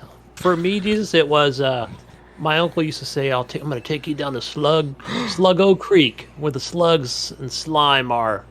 Me and my brothers would go run under the covers, What's Sluggo Creek? Like the slugs eat you? Slugs, those slimy things. Yeah, there was a ton of them back there. But do they eat you? What's the point of being scared of them? Did they eat you or something? Well, if you're going to go to Sluggo Creek, they're going to be all over your body and suck all your blood out, right? Yeah. So if you don't brush your teeth and go to bed, that's when they're like a fucking fire devil on you. And Fire devil come get my ass. Or every child that is a Hispanic child knows who La Llorona is. Every child knows who La Llorona is. La Llorona? La Llorona. ¿Dónde? La Llorona it's a Mexican, I'm pretty sure it's a Mexican or Hispanic folklore tale of this lady who apparently Nypron, let me tell you this story. Nypron's all scared now. Nypron, you're not going to be able to sleep tonight. Just know this. He likes horror games. Right? Oh, no. Listen. There's a story of this woman who a long time ago, she apparently, for some reason, I don't forget, there's different reasons people give, like why. Some people say it was an accident. Some people say it was on purpose, that she drowned her children in a river. And others claim that it was an accident, that her children were playing near the river and then her children died because they drowned in the river. So I don't know. You may hear different versions of this story, but pretty much her kids died in the river. Okay, I don't know if she killed them or if they died by accident. It was one of the two, right? Or somebody else killed them. Something like that. And rumor has it that she was so distraught with grief and like so like sad about it or whatever the fuck, that she went to the river and she would cry and cry and cry and cry and cry all day and all night, Nypron. And she would cry and she would be wailing and she would be crying for her children, saying "Misios," crying, you know. And rumor has it, at nighttime, Nypron, if you walk down the rivers by yourself, you may come across a weeping woman. And they say to not get near her. Don't get near her, Nypron. Don't look at her. Don't approach her. Don't try to lend her your hand. Don't try to give her a hand, because she will be crying. And you may think, you know, first instincts for most people would be, what's wrong with this person? I need to go help him, you know? And then you'll go up to her and you'll try to offer your help. And then she'll turn around and grab you, Nypron, and take you to the river or kill you or something. I don't know what she does to you. Maybe she rapes you. I don't know. Okay? But you're pretty much fucked once she gets her hands on you. They made a movie about this recently. There was a movie that came out recently. I never watched the movie, because I thought it was probably going to be too stupid compared to the stories I heard as a kid. So I just kept the stories as a kid in my head, which are probably better than that stupid movie. And, yeah. Anyway, so if you find yourself at night, Gunny, walking down a river or by a river, and you hear a wailing woman looking for her children, rumor has it that you're not supposed to look at her or talk to her. To just try to get away as quickly and as fastly as possible without making eye contact or turning around to look behind you, Nypron. Don't look back, Nypron. Keep moving forward, Nypron. Oh. Reminds me of the witch from Left 4 Dead. Yes, and I'm pretty sure that's what they based the witch on Left 4 Dead off of. Oh, really? I'm pretty sure. Yeah. And, gosh, I always forget the name of that series, too. I know they made 3 of them, but it was kind of like Left 4 Dead. I want to say it was the same timeline as Left 4 Dead, and even or a little bit just before it. Huh. But yeah, it had like that same witch or whatever. I know I've said it before, like when we had there was a friend of mine who we'd play with on the Xbox 360 and be like, "Don't look at the witch," because then she comes over. I'm like, "I'm not," and I'm just sitting, and I'm over here just like, Gunny, don't point your flashlight at the witch, dude. Stop. Turn off your flashlights. Yeah. I can't help it. I have to. It's like, turn off your flashlights. I have to just know where she's at. It's just like, listen, La Llorona is the same way. So hard not to. La Llorona, all you hear is crying, Nypron. You don't know where she's at, and then next thing you know, she's coming up near you, and you're gonna be dead, dude. Hell no. I'm a fast runner, though. I'd be gone. Also, you guys remember Bloody Mary? You remember all those stories, right? Oh yeah. Yep. I did a lot of that. Yeah. And Candyman, I remember my cousin scaring the shit out of me with the Candyman story as a kid. That one, yeah, like the movie, it was cool, but I wouldn't say it was... But see, as a kid, I didn't know about the fucking movie, dude. So my cousins watched the movie, and they scared the fuck out of me with the story of the movie. And I, for the longest time, thought Candyman was fucking real when I was a kid, dude. And I'm pretty sure a lot of other kids in my elementary school thought Candyman was real. A lot of kids, it just like became a thing that Candyman was real. It's just like all of a sudden a movie became like real. Like it was just like this thing is real now. Speaking of that, have you seen the latest version of it? Oh, it's really good. Yes, I recommend it. I haven't seen it. It's really fucking good. Like it's still tied to the old one, but it's like a remake. Like it's like a reboot. It's really, really, really well done. It's short. It gets to the point. It's pretty fast to get to the point. It's like, and they do a really cool job of like somehow tying it back to the original ones, which I watched. Yeah, which I vaguely remember. I remember going on my first like real date to go see Candyman. Oh, good choice, Gunny. Always take the girls. I know, it was kind of awkward too. Always take the girls to the scary movies, Gunny. Always, yeah. I don't even know if she enjoyed it or not. I actually don't remember. Probably didn't. She probably was like, what the fuck is this dude taking me to this stupid fucking Candyman movie? I know. She's like, thought you were going to take me dancing or something. What's up? I thought we were going to go bowling at least. Right. Let's go to the bowling alley. Yeah, that's right. I don't think I was old enough to drive. But Gunny, let's go watch Candyman. I don't know. I think it was a friend's idea. I was like, all right, I guess. Oh, you're on a double date? Was it a double date situation? I don't know. Now the memory's so faded on that. I hate double dates, man, because you're like every time I've been on a double date, it's almost like I'm competing with the other motherfucker. You know what I mean? Because they're trying to like one up you, and you're trying to be better. You're trying to show the girl that you're better than this piece of shit. And you're like, God damn it, I'm better than this motherfucker. And like, it's like almost like a competition, you know? You're like, no, I'll pay for everything. I'll pay for the dinner. I'll pay for this, Gunny. No, you don't have to. You don't have to. Gunny, you know what? Take my card, waiter. Just take my card. Just put it on my card. Are you sure? Just I'll put it on my fucking card, okay? Really? You know? And it's like, and then on top of that, it's like, whose car are we driving? Well, Gunny's car is better. Oh, well, fuck you, fucking bitch. Fuck you mean Gunny's car is better? The fuck? What if I want to drive my own car to the fucking date? More people who are going to fit this Challenger. Oh, man, you know what I mean? If we go on a double date with fucking Mayo, everyone's going to want to ride in Mayo's Camaro, be stuck in the back seat like some little kid. And you don't want to go to my Honda Civic, it's yellow. And Mayo's Camaro stuck in the back seat like some little fucking kid.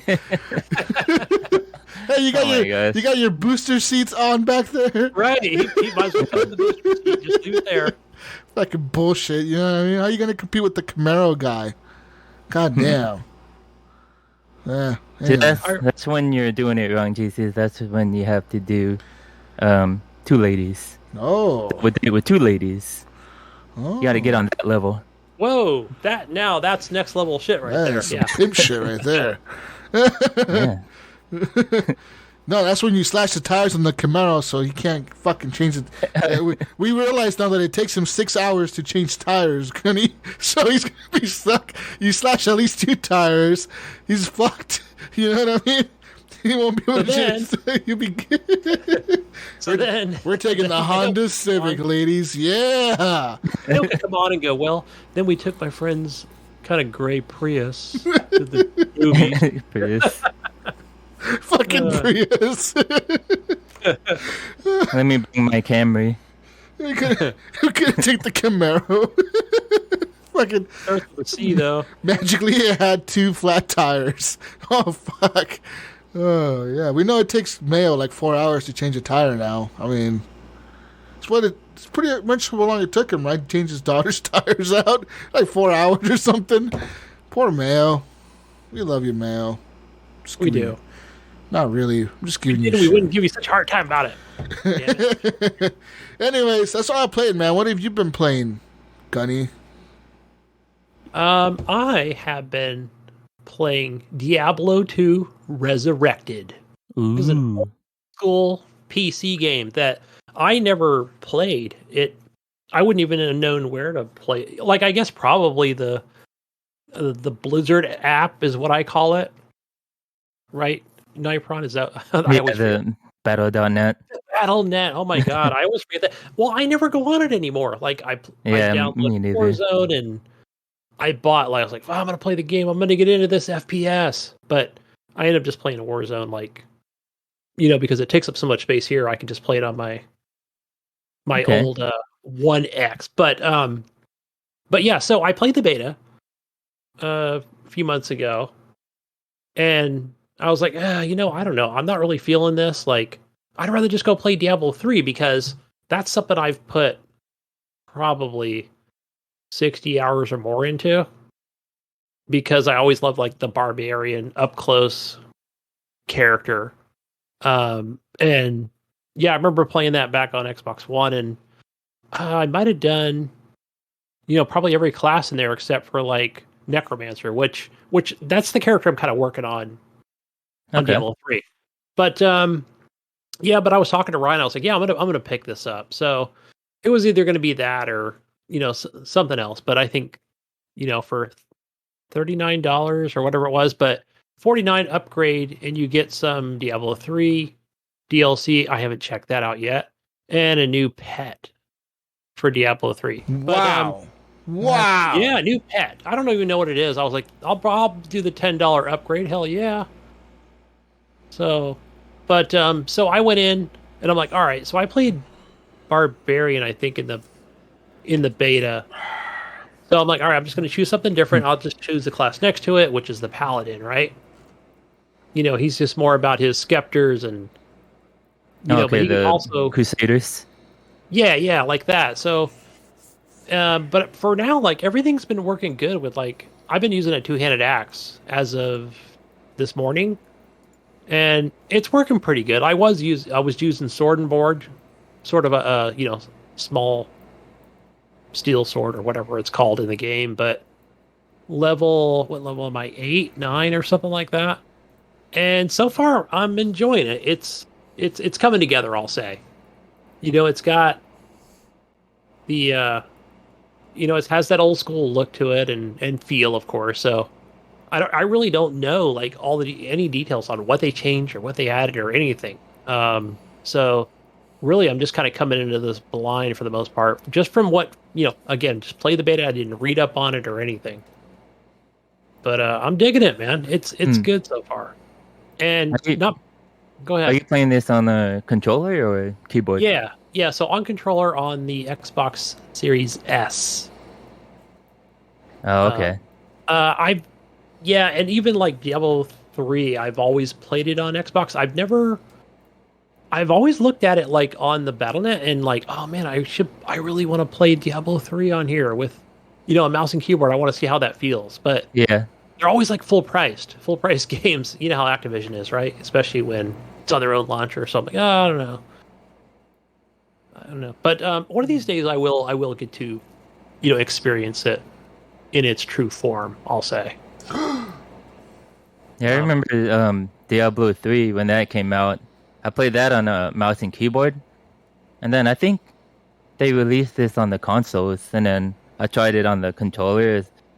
I feel like the game feels a lot better with the controller. You have more controllability, you know what I mean? Yeah, so I know that when going back to Diablo 3, playing on probably on the Xbox One, like where it was, probably one of the first consoles to release, I'm sure along with PS4, but I know that some of the mapped like powers or abilities where you could only have like, of course, so many things that are available to you, right? So but I know that you can kind of go into, even on the console version, where you can unlock additional things. I don't know, it's more like I guess would be advanced would be a good word for it. But it made me wonder, like, hey, if I go play this on PC, like, you've got all these buttons on the keyboard, so it's probably all available there, where maybe it's limited on console. That's another thing where, like, hey, another reason to go play some OG Diablo or Diablo 2 original. But so far I'm just playing offline, whatever. I'm kind of in and out throughout the day. So I don't know, like, it was a little confusing when I first started this up, and it's talking about online characters and offline characters. So I don't know enough yet how that kind of, can I just take this offline character? And I think I could, because when you start up the game and then it says, all right, do you want to just go into a private game, which I think it's just like yours and it's offline, and I'm assuming I can invite people to it, or I can just go enter anybody's game with this character. Just like in Diablo 3. So do you think Diablo 2 is better than 3? Because every time I play 3, I always get feedback from other friends that they say, like, Diablo 2 is so much better than 3, but I feel like they're the same, like, other than graphics. Is it because Diablo 2's loot is much more, I don't know, superior, I guess, like, different? There's a lot of different loots than 3? So again, with my experience of not knowing anything about Diablo 1 and 2 and just immediately jumping in, I was watching streams of friends and, okay, yeah, I guess I'll pick it up. I'm just not sure about this dungeon crawler thing. And then once I bought Diablo 3, it was like, that was it. I was just immediately hooked, And I had to go fucking, like, what is it called? You max out at level 70, but then I think it's like, but that other thing that just keeps going infinite, right? So it's like, I'm already at like 117, above that class, and I didn't do Oh, a okay. whole a lot of farming or whatever, but it is kind of like Borderlands in a way, right? Where it's just like constant weapon drops, right? Hmm. And I don't know anything about Diablo 2. Like, does that eventually happen? Like, will there just be like so many weapon drops? Like Okay. higher So I levels? imagine like there's different builds that you can make with your Yeah, characters and stuff. Mm, yeah, but it's like I don't know. We'll see. I think I'm okay just playing now with like I had a pretty good sword and it had like 3 sockets to it. And you take okay. the different emeralds and things like that, and they seem to be plentiful. I think everything so far is working where um for example, like you're going out into, let's say, the next area and it's dropping town portals and stuff like that, because it's not like Diablo 3 where at any Right. moment left stick or left on the arrow key, boom, you can just create a portal to town, right? You have to earn these things. Oh, okay. So I feel like I like that grind where I'm like, cool, let me make sure I have at least one or two in my inventory, so that I can go back to town, drop off loot, sell it if I need to, and back into the game. And then, but one of the things maybe that's really different between 2 and 3 is Hmm. where, let's say you pick up an item and there's a ring and it's unidentified. Well, there is no press X on a controller to identify this item. You have to have a scroll, Oh, okay. right?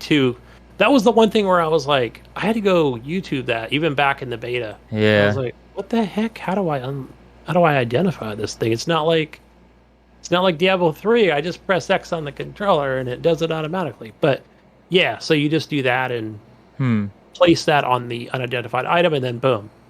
So I don't know. It's kind of going back a little bit, right? So, but it's still cool to know that's in my inventory and like, oh, I don't have any more identify scrolls. I can just buy them for 80 coins back at the base. But now I'm like, I'm getting in to that busy work. I'm like, all right, I'm always going to keep 2 in my inventory, and I'm going to keep these potions, so many in each slot, and make sure Yes. everything is working the way it is. But yeah, Hmm. I would say early on too, like I'll take like a follower with me, and like and they're pretty useful too. Like, seems like whoever I take with me is like always like long range bow and arrow, which is like cool because I'm up and close, Hmm. and I have to have good armor and like like a good shield or something. So yeah, How's the story in that game? Is it pretty long? I don't know. Again, I haven't researched it or know Hmm. so much about it, but it is like I'll think of his name in a minute. Is it starts with a D? But in Diablo 3 it's Uh, like, oh, you already know who this is or whatever. Like, yeah, yeah. it's The old guy. established, right? It's that main guy. It's the chick's uncle, right? Yeah. Where in this story it's like I need to go find him. Like, he's not there, he's somewhere. Is it Kane? It is Kane. Sorry, it's not It's a not D. You're right. Good Kane. That's his name. But I really like that voice acting, especially in Diablo 3, right? I keep going back to that. But hopefully I'll see and hear more of that in this one as well. Or at least Okay. appreciate what it's about, what it is by the end of this game. But I will definitely finish it. I think it's definitely going to hold me over, and because I just like that whole dungeon crawl, Yeah. killing demons, killing whoever, monsters, and getting gold and buying better weapons or finding Yeah. them. So it's definitely right up my alley. I wasn't sure, man. I was like, I'm just gonna go back to Diablo 3, but no, I'm playing it every moment I can. So Yeah. I think I'm just gonna wait for this game to be on sale, and then I'll play it. Because I've never played Diablo 1 or 2. I'll play 2 just to experience the story, like what the hell happened before Diablo 3, like with Yeah. Who's Deckard Cain and stuff. Mm-hmm. But other than like grinding for gear and like replaying, I don't think I would do that. Yeah, you're right, because that's more for an after game thing, and which I Yeah. get for a minute. You can go out and do what? Yeah, it's been so long since I played those, but Yeah. where you and your friends can go out and just farm and grind and stuff. But I yeah, like that this game looks eerie than yeah, it's 3. definitely got a dark tone to it, and it's Yeah. got that. Even though Diablo 3 is like it, it's like it isometric in its true form, right? Right. And I think I like the mini map, and the way it works is where you you can either have it in the top left corner, bottom right. Again, this is on an Xbox. Top right corner, or you can like hold down like the select button or the it's the double square button on the left. And then it takes up the whole screen, but it doesn't like impose too much like on where you're trying to go. But you probably don't want to fight in combat that way. But it's like you see that whole thing. It's like, oh, I didn't discover this area or that. But yeah, I like the options that it gives you. Right, to see what areas of what you've discovered. And yeah, so far it's good, man. I'm gonna take that paladin all the way to the end. Nice. I was reading up on it, and they were talking about picking up a scepter in the beginning, which is like, I don't know, isn't that more magic based or whatever, where I feel like that the paladin guy is more of the sword axe guy, like a barbarian, but I could be wrong.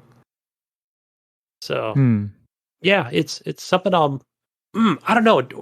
I'm kind of torn, because it's like, how many YouTube videos do I want to watch, Oh, yeah, with different builds. Yeah, well, not so much different builds, but like tips and tricks, and tips and tricks. Here first and go do that first, and you shouldn't have, picked up this armor or whatever. It's like, I just want to go vanilla, man, and just kind of see where this thing takes me, Yeah, just go for the story, see what.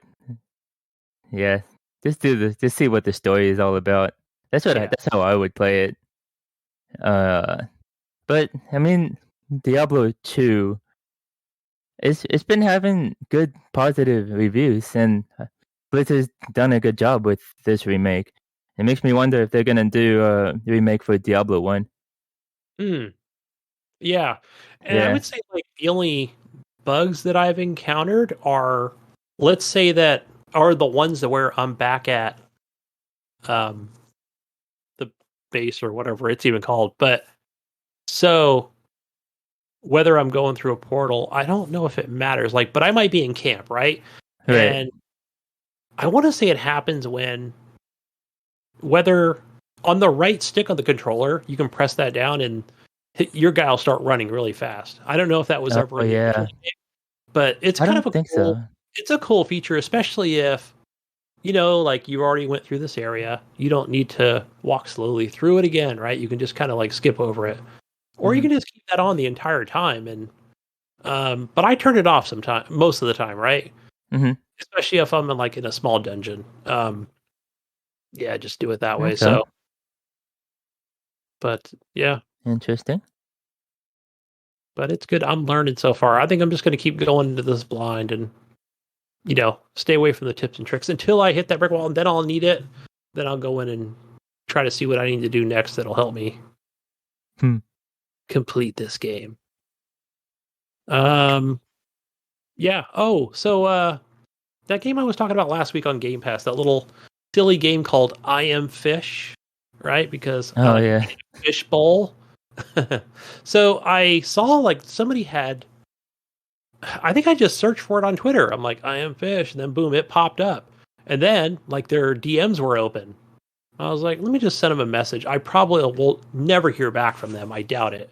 But as soon as I send them a message that, hey, look, every time I reinstall it, and then it never goes past the starting screen. But he, she, whoever it is, replied back to me and says, hey, man, yeah, whatever other people are having problems with this, just go ahead and power down the Xbox, and that should fix the problem. And Okay. sure enough, it did. I didn't even have to reinstall it. Boom, just did a hard reset on the Series S and back up and running. So started out playing this game, and it kind of teaches this tutorial, which I don't even remember. But what I do remember is, it starts off, you're like in this bread store, because these are from the people that made I Am Bread. Did you ever play that title? Is that the one where you control the bread's corners and then you gotta like move it to like a toaster in the kitchen? Yeah. It's really hard to control. I want to say you stream this game. I could be wrong, but it seems like No, this seems like a nice game. no, I haven't played it, but I watched a lot of streamers played it. It looks really funny. Yeah, but I never touched it. But so there's references to that in the beginning of Oh, it. really? Same developers? Yeah, so the way it ties is he's got like this squiggly bread or whatever. It's like wobbling like jello. He's like, yeah, that bread fell on the ground. Take it to the pet store because they can use it over there. So you take this guy drives away, takes the bread, and apparently fish love bread. I didn't know this. Since I just gave it fish flakes, when I had a fish before it died, poor thing. But I'm like, are you supposed to feed fucking fish bread? What's up with that? But yeah, so you're eating this bread, and I think they put you in like a round fish bowl, and everybody goes home for the day, and then you decide that you can just move around because all your fish buddies were all sold, man. It was just you, and you were alone. And so the way it works is like, think of this game as like marbles, old school marbles, not marbles on stream, but the old school style. And just controlling everything with a left stick on the controller, almost a joystick. But and then of course, it's like, what is it, like press A or right trigger to, was like swim up or down, right? But really, the only thing that works is the left stick, it seems, for this game. So eventually, you make your way outside, and you end up on like these. You can use the power lines, right? Because they're connected together. So perfect. It kind of reminds you of like how the bowling ball returns, when it comes back, if you're bowling, hits those rails or whatever. So, but there is no tutorial for that, right? You can go out and you find these collectibles as you're, heading down to the city streets or what have you. But even like that first level was like, I didn't know what to do.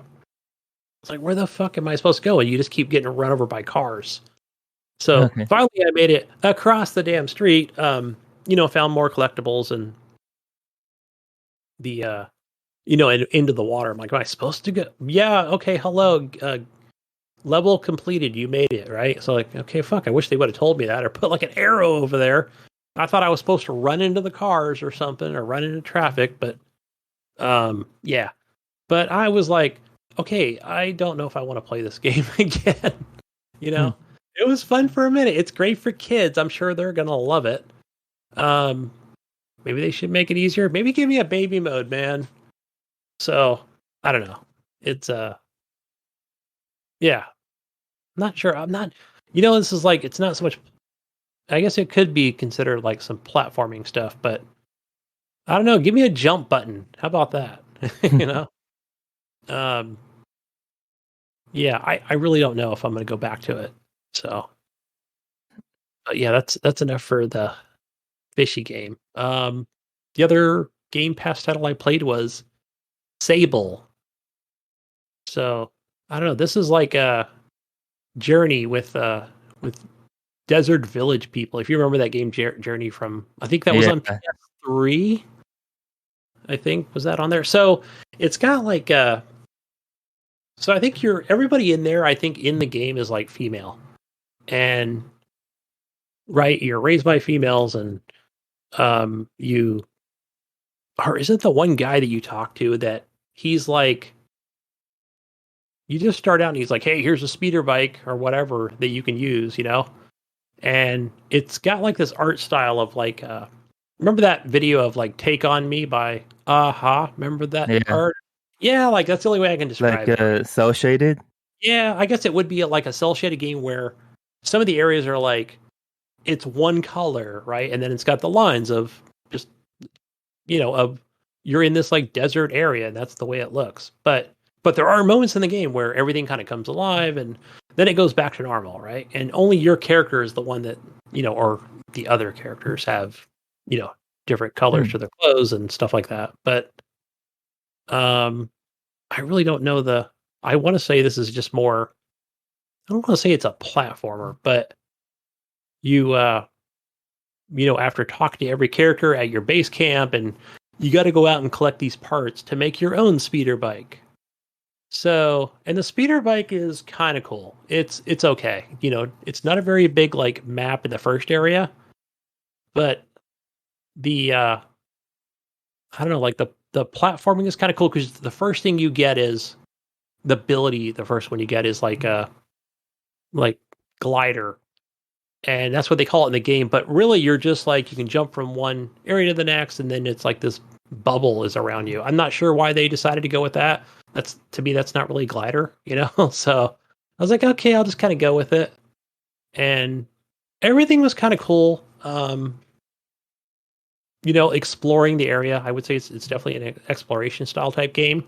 So I found these 2 pieces for the bike that I need. Right, I'm like, all right, cool. So I go get the 3rd piece, and when I went over there to get it, it was like one of this kid came up and it's like, hey, oh, so you're looking for this what is it, like a nuclear thing or something? I don't know what the hell the name of the electronic piece that I might have needed.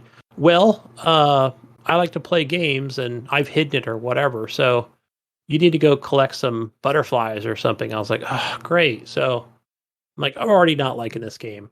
Go back to the camp because it just says go back and talk to anybody at the camp about it. Get on my speeder bike, go on back over there.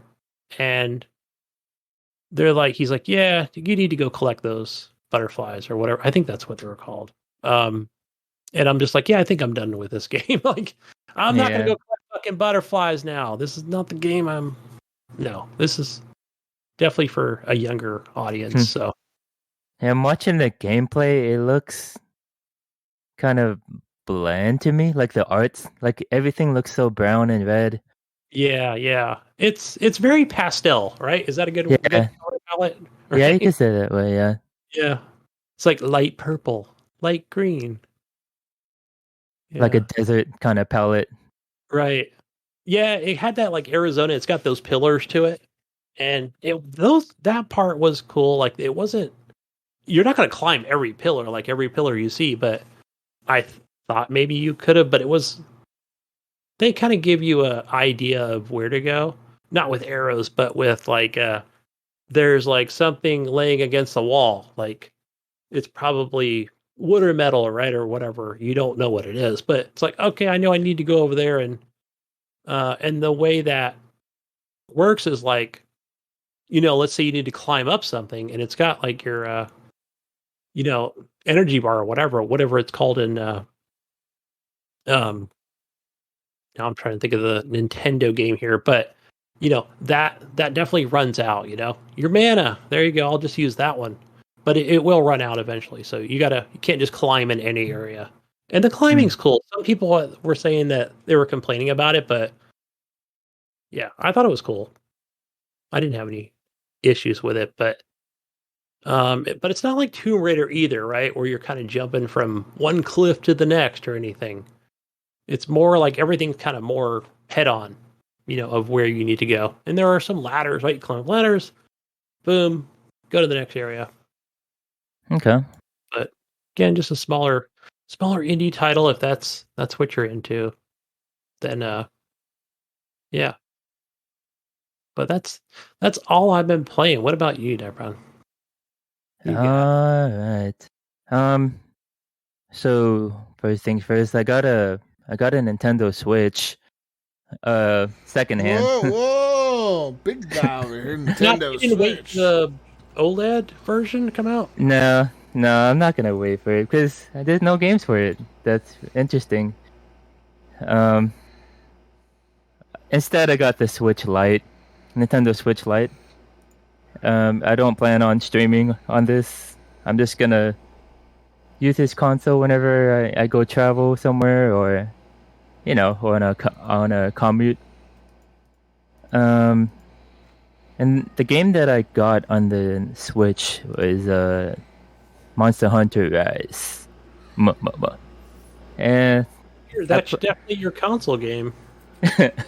yeah, when I first got the game, I was kind of worried that I might have some performance issues because I got the light, and I booted up, and it's like I think I got like around 30 frames per second, 30 to 60. It looked pretty high, and the graphics reminds me of Monster Hunter World too. I feel like they copy pasted a lot of the monsters from Monster Hunter World into Rise. Also like the same moves that they have. So the first weapon that I learned in that game is the long sword. It's just the same moves as Monster Hunter World, except you have an added ability where you use this thing called wire bugs, and you use wire bugs to like fly up into the air and do like special moves. Like all of the weapons have these cool special moves from wire bugs. Because I know in Monster Hunter World they have this thing called the clutch claw, where you can grapple onto the monster and then you can like wall bang the monsters and stuff like that. They don't have that in Rise. Wall bang the monsters. Yeah, Wall banging, not curb stomping, wall banging. You wall bang it. Wall banging monsters. Oh yeah. But for this one, Sounds they like have a fun wire Friday bugs. night. Mm-hmm. No, not in this one. Oh, okay. So this one they have like wire bugs. You can actually mount on the monsters and control them per se. Like you can use their moves on other monsters, or you can wallbang with the wire bugs. Either or. I've been playing that for a little bit. I'm on, I believe. I think there's like, what do you call it? Like there's different ranks. There's hunter ranks. I'm on hunter rank 4. I've been playing it casually. Yeah, it's all right. I want to say I'm glad you picked this one up, because going back, when did I have that Switch or sold it? Was it like a year and a half ago, maybe a little longer? Mm-hmm. And if I believe I spoke about right before I sold it too, and I think might have been a clincher for me for like, yeah, let's go ahead and sell it, I guess, because I downloaded Monster Hunter, whatever the latest expansion is. Now I'm getting confused between Worlds and the other one, but and I think it was basically a demo, and I was like, oh man, this does not look anything like the one that I have, you know. Like I understand it's 720p, and the processor's not as strong, but I was like, no, there's no way I would play this on the Switch, you know. But I know I know World's got a lot better reviews, really good reviews actually. Yeah. I know there's a demo for this on the Switch. If you guys want to try it for free. Yeah, Iams keeps telling me to try. He says I would like it. I don't know. Yeah, it's not a game for everybody. Is it a Jesus game? I don't know. No, I don't think so. Cause it's one of those games where you have to like redo the monsters. Like if you want certain armor piece and stuff, you gotta kill the monster for the teeth. You know, and sometimes they don't drop the teeth. I hate that shit. Oh gosh, then you got to go back and do it again. Yeah. Yes, I really hate that. And the monsters are like 30 minutes long. Yeah, rip all his fucking teeth out at once, bro. Just take them all. Yeah. See, I told you, Nypron, that's why I can't play these games. I don't like those 15-minute battles. Yeah. What's that free Monster Hunter game that they released on the Epic Store? Oh, that's on everything. Dauntless? It's called Dauntless. Yeah, it's on everything. Oh, I think there's crossplay You too. ever tried Dauntless, Nypron? Yeah, when it first came out, I Pretty did. good, But actually. It wasn't It's bad. still, It wasn't a bad game. that game. Epic does. Yeah, it's still going. yeah, it's alright. Yeah, I mean, the I like that graphics game. were pretty decent, and it was actually kind of fun. yeah. There's no like exploration. They just drop you into the boss fight and just fucking fight him, right? Yeah, Yeah. Yeah. pretty much. I want to say everything's super close to town, which, right? That's where you just buy everything. You know, Yeah, you just teleport to the all the fights. microtransactions. Just buy it. Yeah, I might try that game again. I think it's on the Switch too. Yeah. It's on everything, yeah. They made Yeah. sure to release that on everything. Yeah. Another game I played was Pokemon Unite on the Switch. Okay. So that game is a MOBA type of game. It's Yeah. we call that. What's MOBA stands for again? Massive Multiplayer. multiplayer online battle yeah. battle arena or something like that. Arena. Yeah. It's kind of like a League of Legends kind of thing, where you got like these fucking towers. Yeah. You gotta like, stuff, something like that. but in this game you don't have towers. You have these things called hoops, and you play as a Pokemon, and you kill minions, and they drop like, I don't know, like coins. I think they're coins, and the goal is you have to dunk those coins into the enemy's hoop, which is essentially like the towers in League of Legends or Dota. I mean, it's pretty casual. I played that game as Pikachu a lot.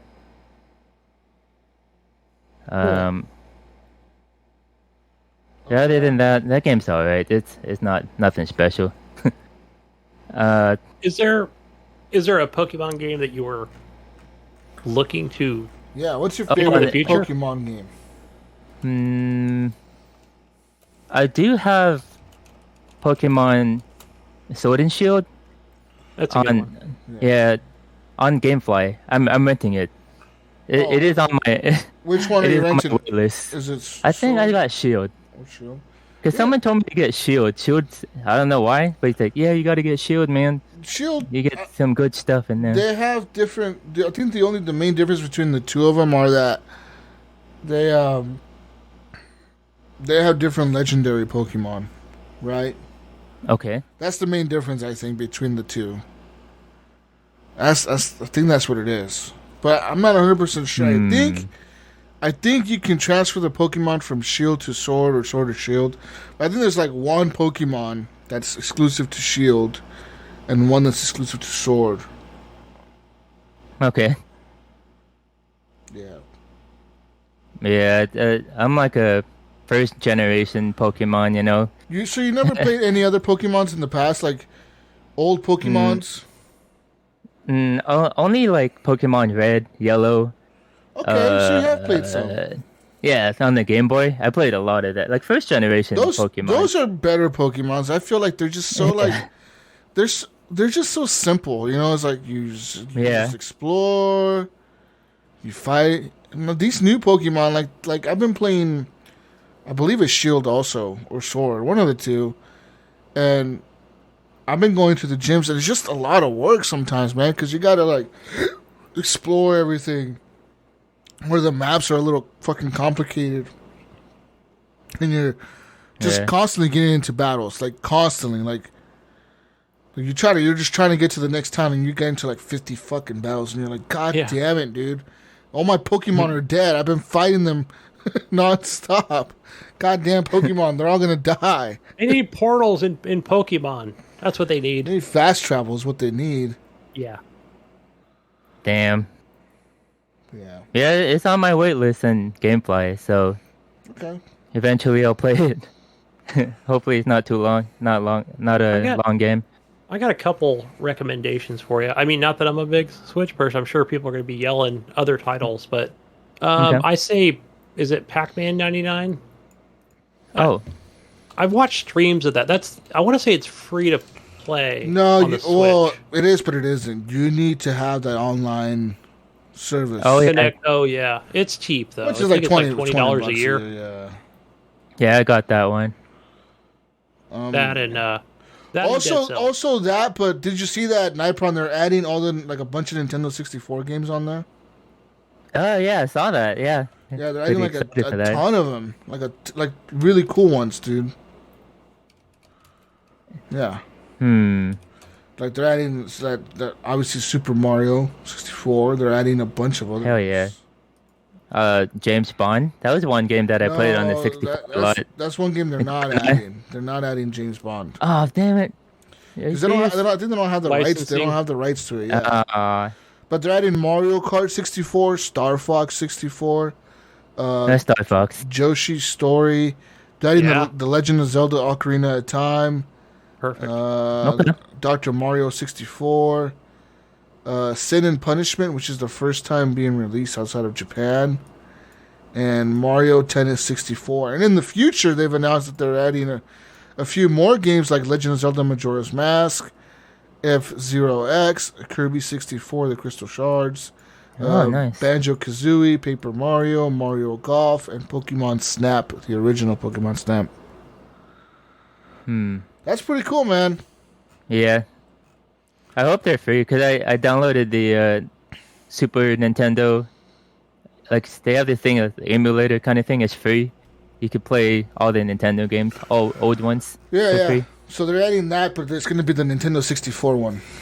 Oh, sweet. Yeah. Yeah, definitely, man. I'm excited for that then. I just wonder how the games are going to... I was going to say, I wonder how they're going to control with the Switch controllers, but they're probably going to be way better than that 64 controller. You know what I mean? Yeah, that's true. That controller was so uncomfortable. They had like that one thumbstick in the middle. yeah.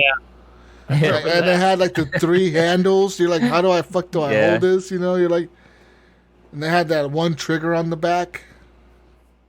Remember that? What is Man. what are they releasing? I think it's I didn't link any articles, but I saw was it the Sega like Genesis controllers or like sort of like I guess they're being made for the Switch, but only in Japan. Yeah, so they're releasing... I don't have any details on that, but I was like, wait, what? So with this, apparently with this big update for with Nintendo 64, they're also gonna bring Nintendo or Sega games, Sega Genesis games, to the Nintendo Switch Online. But they're also now they're offering a wireless Nintendo 64 controller, which I don't know who the fuck would want What? that. Yeah, so you can buy a wireless Nintendo 64 controller that connects to your Switch, so you can play these games with an original 64 controller. Or if you're planning to play any of the Sega Genesis games, they're releasing a Sega Genesis controller, a wireless one also. Both of these controllers cost $49.99 each, and it's kind of crazy because the Sega Genesis one actually is branded Sega Genesis on the controller, like it says Sega Genesis on it. Yeah. And it's kind of crazy, right? Think about But back in the day, that used to be like main competitors or whatever. And now they're coming onto the Switch as a peripheral. Yeah, but every time I see those, though, I always think that, like, I always see them at, like, Target and Walmart. Like, you know what I'm talking about? Like, they just have their classic console that maybe, there just seem to be so many of those things out there.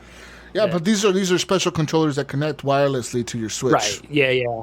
Understood, yeah, on that one. So, no, it's cool. It's cool for... I kind of want that. Looking at that Genesis controller brings back so much memories for me, because I had a Genesis growing up. Yeah. And, like, I kind of want one. I'm just looking at it, I'm like, God damn, like that. I remember playing so much. What was that fucking game? Smash TV. I played so much of that fucking game, Gunny. So much. Like, I'm telling you, I played that game so goddamn much. It was insane. That... You know, when I think of Smash TV, I think, is it not Serious Sam, but who's the other character I'm thinking of that has, like, a... God... maybe it is like Serious Sam. I don't know. Just has that like same, cool sunglasses and muscle shirt on and just going around tearing shit up. Yeah, there was also that Shinobi game. I played a fuck ton of that game. Yeah. Oh yeah, My I brother played used that to be one a too. pro at that game. Remember that like ninja game or whatever, Shinobi? Yep. I see. These are all like arcade games. I remember playing. Yeah, as well. but they all came to the Nintendo the Nintendo Genesis, the Sega Genesis. Yeah, You man. remember the Ninja Turtle games? And Sonic the Ninja- Hedgehog 2. Yeah, Sonic too. All those Sonic games, dude. Those Sonic Yeah. games. God, so many good games on the Genesis. The Simpsons, right? The Simpsons, Yeah, Genesis was dope, dude. It Yeah. was a dope fucking system. Batman. Yeah. Oh, yeah. But I had that one on the... I had the Batman game on the Super Nintendo. Oh, I really? don't remember that I one. remember that. Pretty sure it was on the Super Nintendo. Yeah. Yeah. Mortal Kombat was also a big thing on that console. On the Nintendo? Yeah. Oh, the game was called Batman Returns. Yeah. See, and it came out on the Genesis, the Nintendo, and a bunch of other consoles. It came out on everything at the time. Holy fuck. I'm sure if I saw screenshots or gameplay, I'd be like, "Oh my gosh, I remember that game." But No, yeah, it was like a side-scrolling, like, beat-em-up Batman game, and it looked pretty good for the graphics at the time. Like, it really did. Even looking at screenshots now, I'm like, fuck, that was in the 90s? It's not too bad, you know what I mean? Like, it's a cartoony look, and it's older looking, but, like, I'm sure these are all still images. Probably the animations were kind of shitty. what's the other one I was thinking of? Was it? No, but I think it was on the Super Nintendo. Was Castlevania? Yeah, man. Or it was hell. That was probably on the original Nintendo, for all I know. Huh. Is that the one where if you die, you have to start all over? There's no saves. Yeah, Anywhere? I want to say it is. Gosh, I remember. I haven't played that. I don't remember if there were checkpoints or not. Okay. I think it did have checkpoints. Huh. Yeah, I remember playing Terminator on the Sega and Battletoads. Yeah, I played a lot of games on the Sega. Alright, other than that, I downloaded some cloud games on the Nintendo Switch. So they're actually demos. I wanted to try what the cloud gaming is like. Okay. And I tried what's this game? Plague Style Innocence. Yeah, Tail. Okay. Yeah. How did it work? How well did it do? And how are you? What's your setup? So, well, I guess there is no either. cable. Remember, The next I'm one- playing on a Nintendo Switch Lite, so I don't have the docking or TV, anything. okay. It's just straight up the console, and surprisingly, it's pretty good. There's little to no latency. I think it's because of the resolution, because it's like 720, so there's less data between Wi-Fi. Yeah, I played that game for like 5 minutes and I enjoyed it. It's pretty cool. It works, you know. I also tried what's that other game? Control on the cloud gaming. Yeah. It works. Oh, how did that It's pretty run? cool. Did it run pretty good? Yeah, you should try it. Because I know I have it on the PC, and on the PC it runs flawlessly. I mean, it looks incredible. Oh, It runs well, yeah. great. It's not going to compare to that. That's why I'm kind of afraid to try it, because I know I'm going to be comparing it to that version, and it's just not fair, you know? Like, Yeah. it's just not. It's not fair, you know? You're like... Yeah, it's like me comparing the Frostpunk that I was streaming Frostpunk to my cloud, and then like comparing that to a Frostpunk on my Steam account. It's really hard, you know, to really... There's still latency and all that. Yeah, the latency, plus Gosh, it's a man. console version, plus it's being streamed at 1080p. Yeah. You know, like all that, you know. It's locked at 30 frames or whatever the fuck it is on the console. Plus, you can only use a controller and all that. So, like, it's a lot of caveats. Yeah. And on the Switch, I don't know, man, but personally, I fucking hate using the Joy-Cons. I fucking Okay, hate it. yeah, Like, I understand. so like I would hate playing control with the Joy-Con. I fucking would. I wouldn't be able to do it. Like I tried playing Apex, dude. Fuck, that was terrible, man. I was like, God damn, this is the worst. Man. And I have a pro controller, like I have one, but it still was like bad. It was just like it looks bad, it runs bad. But Right. it wasn't running bad. It was running at 30 frames. It's just it doesn't feel like the PC version, which is like super polished, super fast, super smooth, super nice looking. You know, there's like no lag. It's constantly fucking like high frame rates. It's super nice. You know, like and you go to 30 frames with low settings and everything looks like a cartoon, and you're like, why does this look like a cartoon all of a sudden? Like it doesn't look like Apex. It looks like a cartoon version of Apex. It literally does. It looks like a cartoon version like of Apex. If you look at the Switch, you look at the PC on high settings, on ultra settings or whatever, and you go to the Switch version looks like a cartoon. Like it's so pixelated and it's so like That's so bad. it's so dumbed down or whatever the fuck the settings are that it looks like a cartoon. It looks like a Saturday morning cartoon or something. Now, I wondered just with the new OLED, I understand its resolution is still going to be 720 or Yeah. in handheld mode. So I don't know. I just wonder, like, what's the difference going to be like visually, like for somebody going Nothing. to an old? I don't know. It was like, is it going to be? No. Yeah, it make a won't- huge difference. Like It won't on some game like that. It maybe maybe more colorful, but I don't know if it's still going to have that cartoony look for some games. in other games it will make a difference. I feel like in maybe first party Mario, for sure. like Mario games and shit, make more colorful but brighter colors. You know, darker darks and brighter brights. But I personally think that they should have not released the dock version, or with this OLED version, they should also have announced a OLED Nintendo Switch Lite version. You know? Okay. Like they also should have. Yeah. They should have also updated. That'll probably come next, I'm sure. They have to, right? Because I'm assuming Yeah. that the Switch is gonna have the same lifetime as what was that other console, the 3DS. You know how like that thing was around for like 12 years or something. Yeah, I think the Yeah. Switch is gonna be around for that long. million games out for that thing. I think the Switch will still be here in 2025. I think people will still be playing the Switch. I think that Nintendo will still be making the fucking Switch. I don't think there's going to be an updated Switch until then. That's when they're going to come out and say, okay, we're going to have better graphics and better this and better that. Switch 3D. Here we go. Yeah. Or something like, but like, Yeah. I personally, like everyone keeps talking about this Switch 4K, Switch upgraded Switch. I really don't see that happening until this whole chip shortage ends, which rumor has it it's not going to until 2020, like past 2023. So let's say it ends in 2024. You're going to have all these companies making up, trying to catch up with the technology.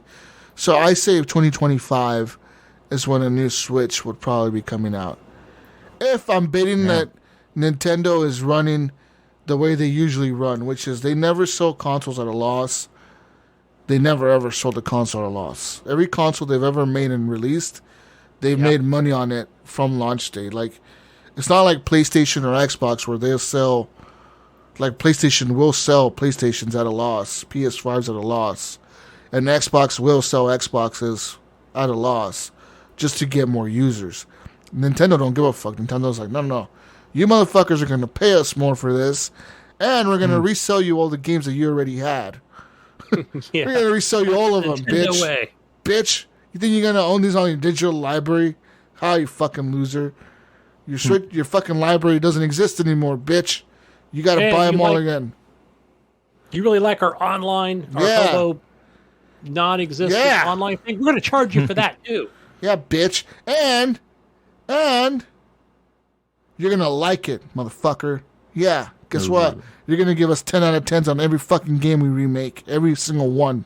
And anybody that streams this, we get a portion of that. Yeah. How do you like that now? And if you put this on your fucking YouTube channel, Nypron, we're going to fucking take all the money, bitch. Ooh.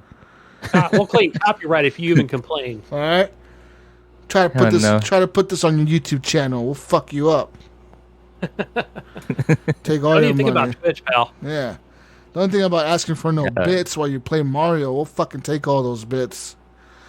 And All your charge you. itsy bitsies. And charge you for taxes.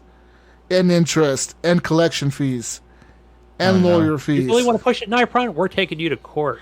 Yeah, bitch. Let's go to court. Yeah! Fight. Let's go. I feel like Nintendo. That's how they would fucking. Yeah. That's how they talk behind closed doors. They just cuss and Right. don't give a fuck. Look at these idiot Americans. They keep buying the same Mario game over and over. No, right? Look at these dumbasses. They keep buying Zelda. We haven't made a new Zelda in 10 years. These idiots keep buying it. Look at this. Look at this. Fucking dumbasses. Yeah. Let's just resell Mario Kart for the 100th time. They'll buy it. They'll fucking buy it, and they'll like it, and they'll say it's a 10 You know out what of we 10. should do? We should make a mobile version of that, and then just have these high-priced transactions. There you go. There you go. Right there. Huh. 10 out of 10. For you non-Switch owners, you want to play Mario Kart? There you go. They'll say 10 out of 10 no matter what we do. We'll put shit on a plate and put it on a fucking game and slap Nintendo label on it. It'll be 10 out of 10. Best shit on the plate ever Best smelling Ooh. shit ever. by Nintendo. Oh. Speaking Wow. of Nintendo, the Sega Genesis collection is not available. Wait, are you done with the games you've been playing? Not really. Oh, how big is your fucking list, bro? What else have you Been been on a playing? while. God. All right. I got a PC last week. I bought a PC. Whoa, What? Mayo should be here. Mayo wishes. See, Mayo Yeah. regrets not. See, Mayo now wishes he would have paid for that pit crew. Yeah. Mayo, You know what I realized when I bought my PC? My PC is nothing special, right? It's got what does it got? We need- 1060 we need GTX. Oh, It's got 16 gigs of RAM, i7 2.6 gigahertz. I mean, it's quite beefy, but not that beefy. You know what I mean? But I'm really surprised that it can run a lot of games, even like modern games. You know, like most graphic cards can. I mean, like, yeah, yes, you have an older graphics card which is not as powerful as like say like newer stuff, but it's still a 1000 series card, dude. There's people using 900 series cards, the generation Yeah. before your card, and they're still running games from nowadays on those cards. Yeah, I was really surprised because the first time I built my PC, I would think I had like a graphics card like 500, something like that. And every time a game would come out, I always have to get a new one, you know, just to run the game. But I feel like nowadays there's so many games. There's like billions of games, I feel like. And I could run it, you know? Yeah, I mean, Just because. Yeah. let's be real here. You're not gonna run Cyberpunk at ultra settings. I mean, Right. No. you know what I mean. But you can still run it. And like, say, what's your monitor? Like a 1080? Yeah, 1080. So yeah, if you're running it at 1080p, most games will run pretty good on that. Even when like Yeah. Gunny, do you have a 1070, right, Gunny? Yeah, the 1070 Ti, and I've got the Yeah, even with the that- 165 hertz monitor. But even with the 1070 Ti, if you drop it down to 1080p, you will be able to get a lot of games to run on higher or ultra settings easily. Yeah. You know, like 1080 cards and 1070s and even 1060s. Those are pretty good cards, man. Like, and Yeah, I was really surprised. Like, so I you played got games. this. You got this last week. Uh-huh. Did you buy it or did you build it? I bought it. It's actually a gaming laptop. It's all pre-built in the laptop, but yeah, I mean, it works, you know. Yeah, I downloaded a lot of old games. Like I played a lot of What's your laptop called? It's I believe this is. I forgot. It's like an Acer.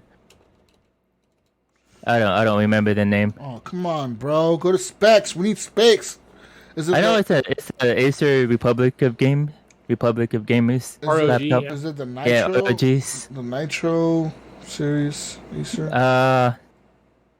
All these have Is AMD, all there? these have AMD cards. It has an Nvidia, but I don't remember the name. But I played a lot of old games like Insurgency on it, Subnautica, and I was really happy that I could finally play Project Zomboid, which Gunny has been playing the last Yes. few weeks. Uh, so Gunny, this game. So I've been playing a lot of Build 41 beta. So in this build, there's a lot of graphic improvements, but I really don't recommend playing this because it's a lot harder than Build 40. Because you know how in Build 40, like the zombies are just randomly spawns everywhere and then they just wander off. Sometimes it's like easy to sneak by them, you know. Yeah. So But yeah, in they but I do watch more streams. I think is it 40, 41? I haven't messed Mhm. around with that much. I've just been playing like whatever the latest version is. And then I usually just chose easy mode. Oh, there's it. Oh, is that the builders mode or whatever? No, it's not. No, not like that, but it's just whatever for beginners like me, baby mode, right? Just the beginners mode. So, and then I I didn't just have usually check. that. I'll usually just click on whatever Kentucky, Mississippi map, whatever is there. Like I haven't. The only Uh-huh. mods that I've messed around with are like the mini map or something, but no like extra weapons or armor or anything like that. Yeah, the only mods that I have in that game is the bigger fonts because the fonts in Oh that game are yeah. so tiny. I had to get a mod to make the fonts so bigger because I can't read that text. It's really tiny. Yes, you can see Uh, like the little cheater glasses that I'm wearing, right? yeah. Even me, I'm like, right? I guess it is green. What does that say? Toilet Mhm. paper. Okay, yeah. I guess I need Yeah. that. But yeah, in build 41, I feel like, wait, you know how like whenever I pop around a corner, like if I'm sticking to a wall of a house, and then I would pop out a corner, there would be a zombie randomly spawning in the corner and just that jump scare on you. I'm like, this is not in build 40, you know? And I easily die from that. Yeah, same Uh, here. When I go into a house, right?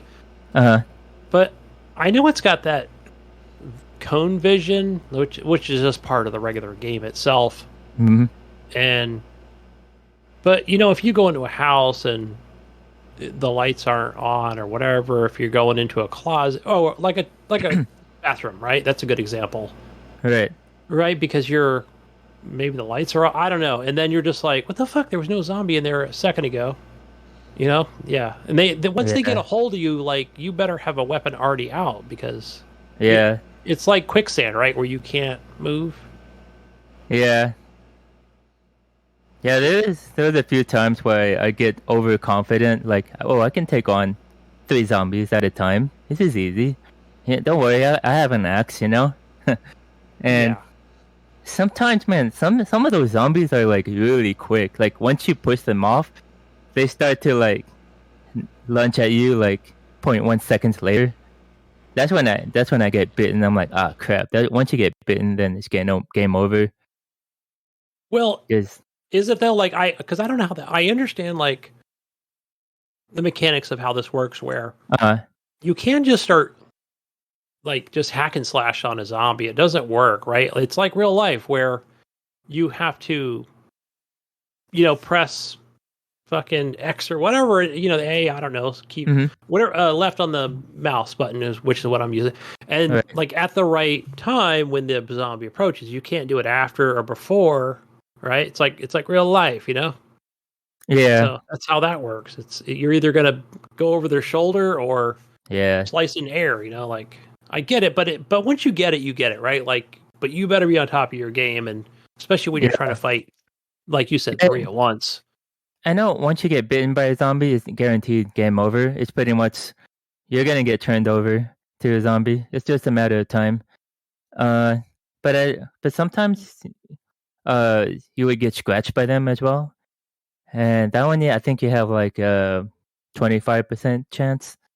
Oh, is that what it is? Because Yeah. I usually I'll get into a house and I'm getting my cotton balls and my treat your wounds. yeah, and then I'll get not hydrogen peroxide, but whatever it is, like that equivalent to that, right? And then I make sure I wipe that down before putting on bandages and yeah. like, okay, I see their scratches, but yeah, you're right, but eventually they go away. So maybe because I'm playing on an easier mode, eventually they Yeah, got a better chance. like you, Gunny, I'm also learning how to survive. It's just every time I play that game, like I survive for like one day, and then that's it. I have a hard time like finding how to I don't know what to do. Like I first when I spawn, I usually just try to find like a garbage bag or a backpack and try to get as much canned foods or a weapon. And at that point, I'm like, okay, what do I do now? Do I stay at a house, like try to find a house and bunker up, or just try to learn from reading books or whatever, like learn skills of carpentry or yeah. At that point, I'm stuck. Like, what do I do? Like, I'm trying to survive. I want to survive at least one week or a month. You know? Yeah, that's true because I follow one of the Reddit thing, which I don't get on very often, but I see people posting it all the time. Oh, I survived 8 days. I survived 18 days. I survived 29 days, 8 hours, 14 seconds. It's just one of those games where it doesn't. The game saves, right? I think when you rest or sleep. Yes, I believe so. Yes, you can also log out. I think, right? And then when you log back in, I'm not sure because there's no save button. Yeah, there's no. Yeah, I think it's. I don't even think it's rest. I think it's sleep only is when it really saves. But I guess you can just log out. I don't know how that works. Like, does it just put you in a nearby house? Do you still have your inventory? Yeah. I don't know enough about it. I watched some videos on it, but it's like, or gone a Reddit post, but yeah, everybody recommends just doing whatever you want in this game. Yeah. Like you want to go crazy, go crazy, go try to bunker up in a house. Go try that. Good luck with that. They say. Yeah. Yeah, this is one of those games where I'll just kick it, boot it up if I ever feel like it, and just play for like a few hours, and then that's it. This other game I played is called Devour. This is on Steam for $5. This game is a 4-player co-op game, kind of like Phasmophobia, but it's a little bit more intense. So I believe there's 3 levels to this game. The first level is, I believe it's called Anna. There's this demon called Anna, and there's this mishap where she tried to summon a demon named Azazel, whatever, and something goes wrong, and then she turned into a goat demon. And our job is to try to finish that ritual that she started, and it's pretty scary. So the goal is you have to sacrifice like 10 goats, and then you win the game. But each time you sacrifice the goats, Anna would get mad and start to kill us one by one. Yeah, very scary game.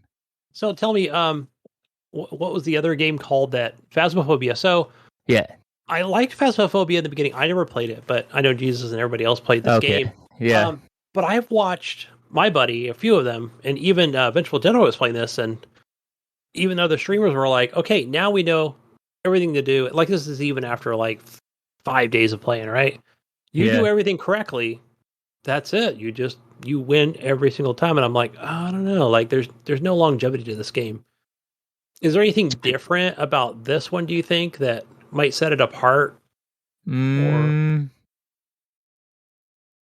That's a good question. Yeah, any random events that happen, if you're, might be the better Yeah. question. Devour is mostly just a lot of jump scares. Like you'll know when the jump scare is coming because the demon is gonna yell or do that yell, angry yelling around the house, and then you're like, "Oh shit, he's coming for me." She's mad, But in Phasmophobia, you're trying to get clues as to what the ghosts you're facing. You know what I mean? Yeah. And the jump scares are pretty random, depending on the ghosts that you're facing that you have to figure out. Because sometimes there's shy ghosts, sometimes there's aggressive ghosts that only attacks when you're alone or with a group of people. But yeah, Phasmophobia is pretty cool. Yeah, that game still gives me the chills. Ooh.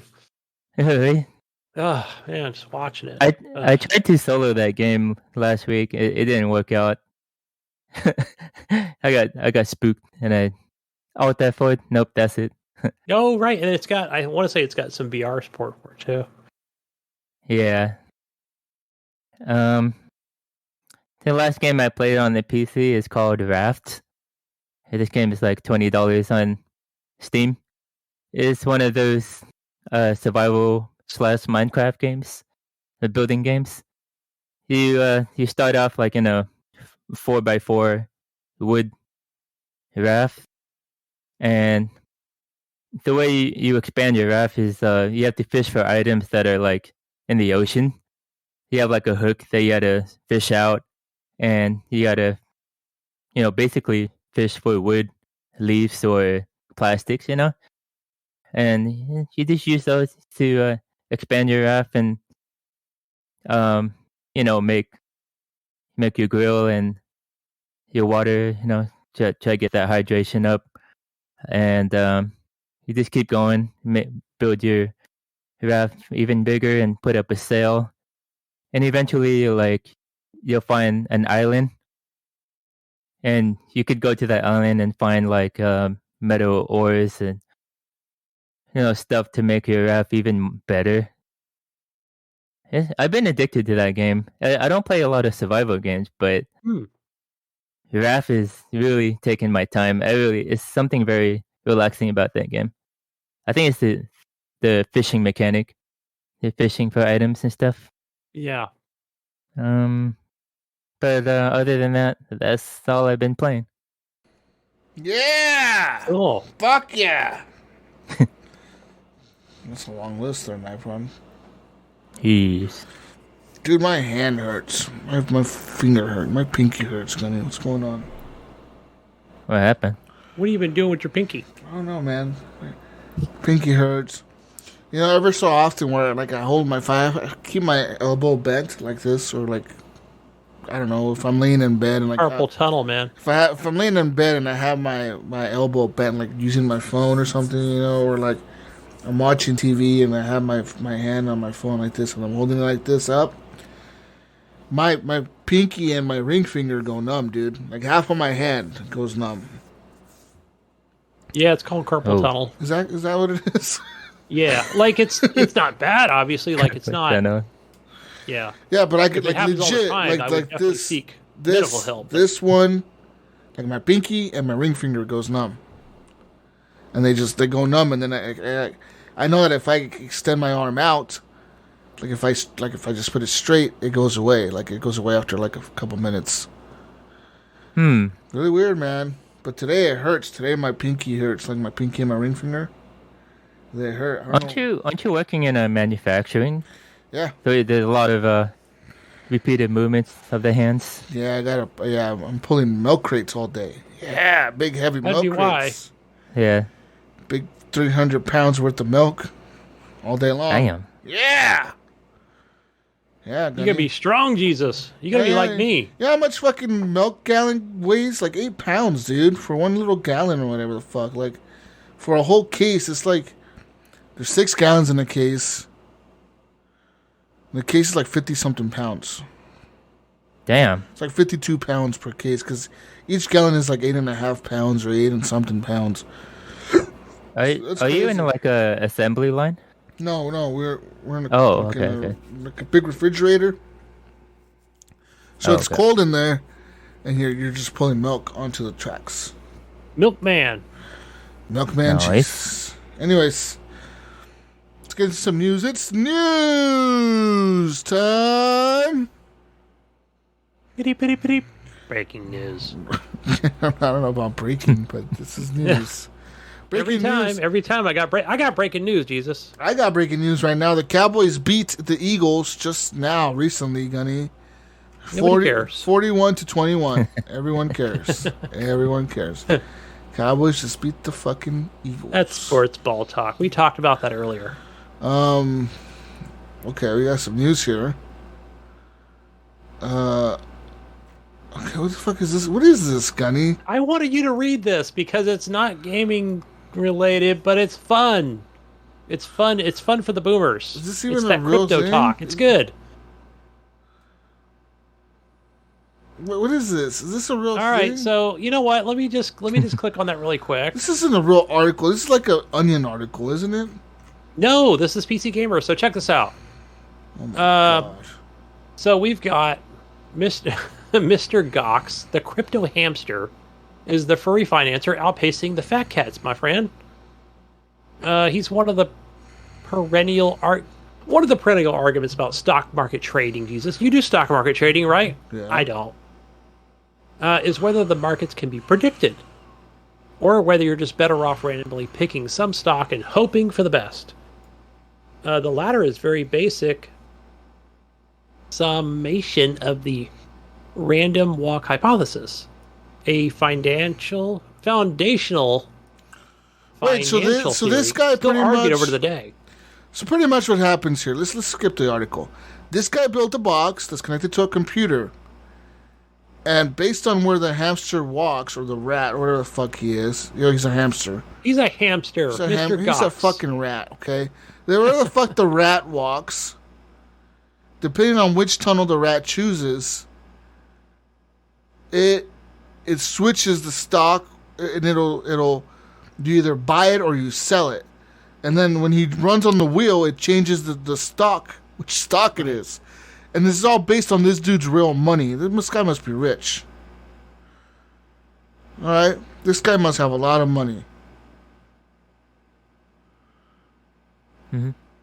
Yeah. That's what I was saying. So you have a rat decide Yep. your purchases randomly without even like any idea of what it's doing. It's How do you know wild. it doesn't know what it's doing, huh? It's a fucking rat. It ain't Ratatouille, dude. It ain't gonna fucking ain't a fucking special rat that knows how to do stock trading. All right, this is like the Ratatouille cousin, Mr. Gox, who's a fucking rat. The next movie that's gonna come out, a Ratatouille sequel, is gonna be his cousin in New York, who lives on Wall Street, Yes. and he's helping some big fucking fat cat get even richer. Because he's a fucking rat that's showing someone how to use the stock market and manipulate it. I'm gonna build a bigger cage. I'm gonna put my horse in it. Okay. Put a live stream going. See whichever stall it goes into, that's what stock it buys. So apparently this guy says that Mr. Gox, the rat, has gained him a 20% increase in 3 months on his investments. Which Is that good? I don't That's know. really good. That's like that's higher than you would get normally with just putting your money with like an investing firm, you know what I mean? Because investing firms will guarantee like so much, right? But there's never really a guarantee. It's like we project that we can get you 5%, but we don't guarantee we can get you 5%. We might get you 2%. We might get you 1%. We might lose you 2%. There's no guarantee. But this dude apparently made 20% profits with this fucking rat, just randomly going to the tunnels and buying and selling on the. He sells everything or buys everything on the dot. Like, if he walks through the sell tunnel, everything in that stock gets sold automatically. Everything, not like I'm only selling a partial, I'm only selling half. No, he's selling everything at once. And then he walks through the buy tunnel. He buys everything at once. How do we know this guy is not just putting the food in the tunnel? I think he's the rat. You think he's the rat? You think he's like tricking everyone? And he has but he has a webcam. He has a webcam in the cage, so he can see the rat. And then he has a cam facing one way, and he has another video camera facing the other way, and he's watching the rat all night or all day, and the rat just does his thing. All right, rat goes into work every morning. He calls it the rat trading office or the Gok box, the trading office. So he opens up the door for him in the morning, and he goes to work during trading hours. The rat's in there working, trading stocks. Damn, that's crazy. That rat probably makes more money than that rat. One day I make all year. This guy is probably fucking having a lot of money to spend. All right. Well. Yeah. Anyways, whatever. Fuck this rat. I ain't fucking trusting my money to a rat. Buy Bitcoin, people, through this rat. Through this rat. What I'm saying. Whatever the rat buys, you should buy. Just watch him on YouTube or whatever. On Twitch. Moving on to some more news. Shigeru Miyamoto dropped a bomb on Nintendo fans. That's right. 4 days ago, Nypron, during a Nintendo Direct stream, when he announced new details for an upcoming Mario animated movie. That's right, Nypron. Are you excited? No, Nypron. Look at him. He just got so excited. This movie is set to release on December 21st, 2022, Nypron. And Chris Pratt will voice Mario himself. Who knew? What voice? I thought he was going to be acting. Well, he is the voice. It's animated. It's animated. Oh, okay. So it's going to be all animated, huh? Yeah. Oh, look at that. Okay, keep going, Jesus. I got excited here. So Luigi is going to be played by Charlie Day. Peach will be played by Anya Taylor-Joy. Bowser will be played by Jack Black. Yes. Or voiced by Jack Black. Donkey Kong will be voiced by Seth Rogen. Okay, weird choice. Toad by Keegan-Michael Key. Cranky Kong by Fred Armisen. Kamek by Kevin Michael Richardson. And Spike by Sebastian Maniscalco. So there's that. Yeah. Also, Jack Black will be playing Claptrap in the upcoming Borderlands film as well. He'll be doing the voice for Claptrap. And that's a live action film, but Claptrap apparently will be like CGI or some shit. Obviously, right? They're going to have fucking Jack Black dressed as a fucking in a box suit or something. I'm Claptrap. Yeah, fucking cardboard box. Gained weight over the years. Fucking like an R2D2. Yeah, fucking run around a cardboard box and shit. Fucking Claptrap, you know. It'd be an extra large. Yeah.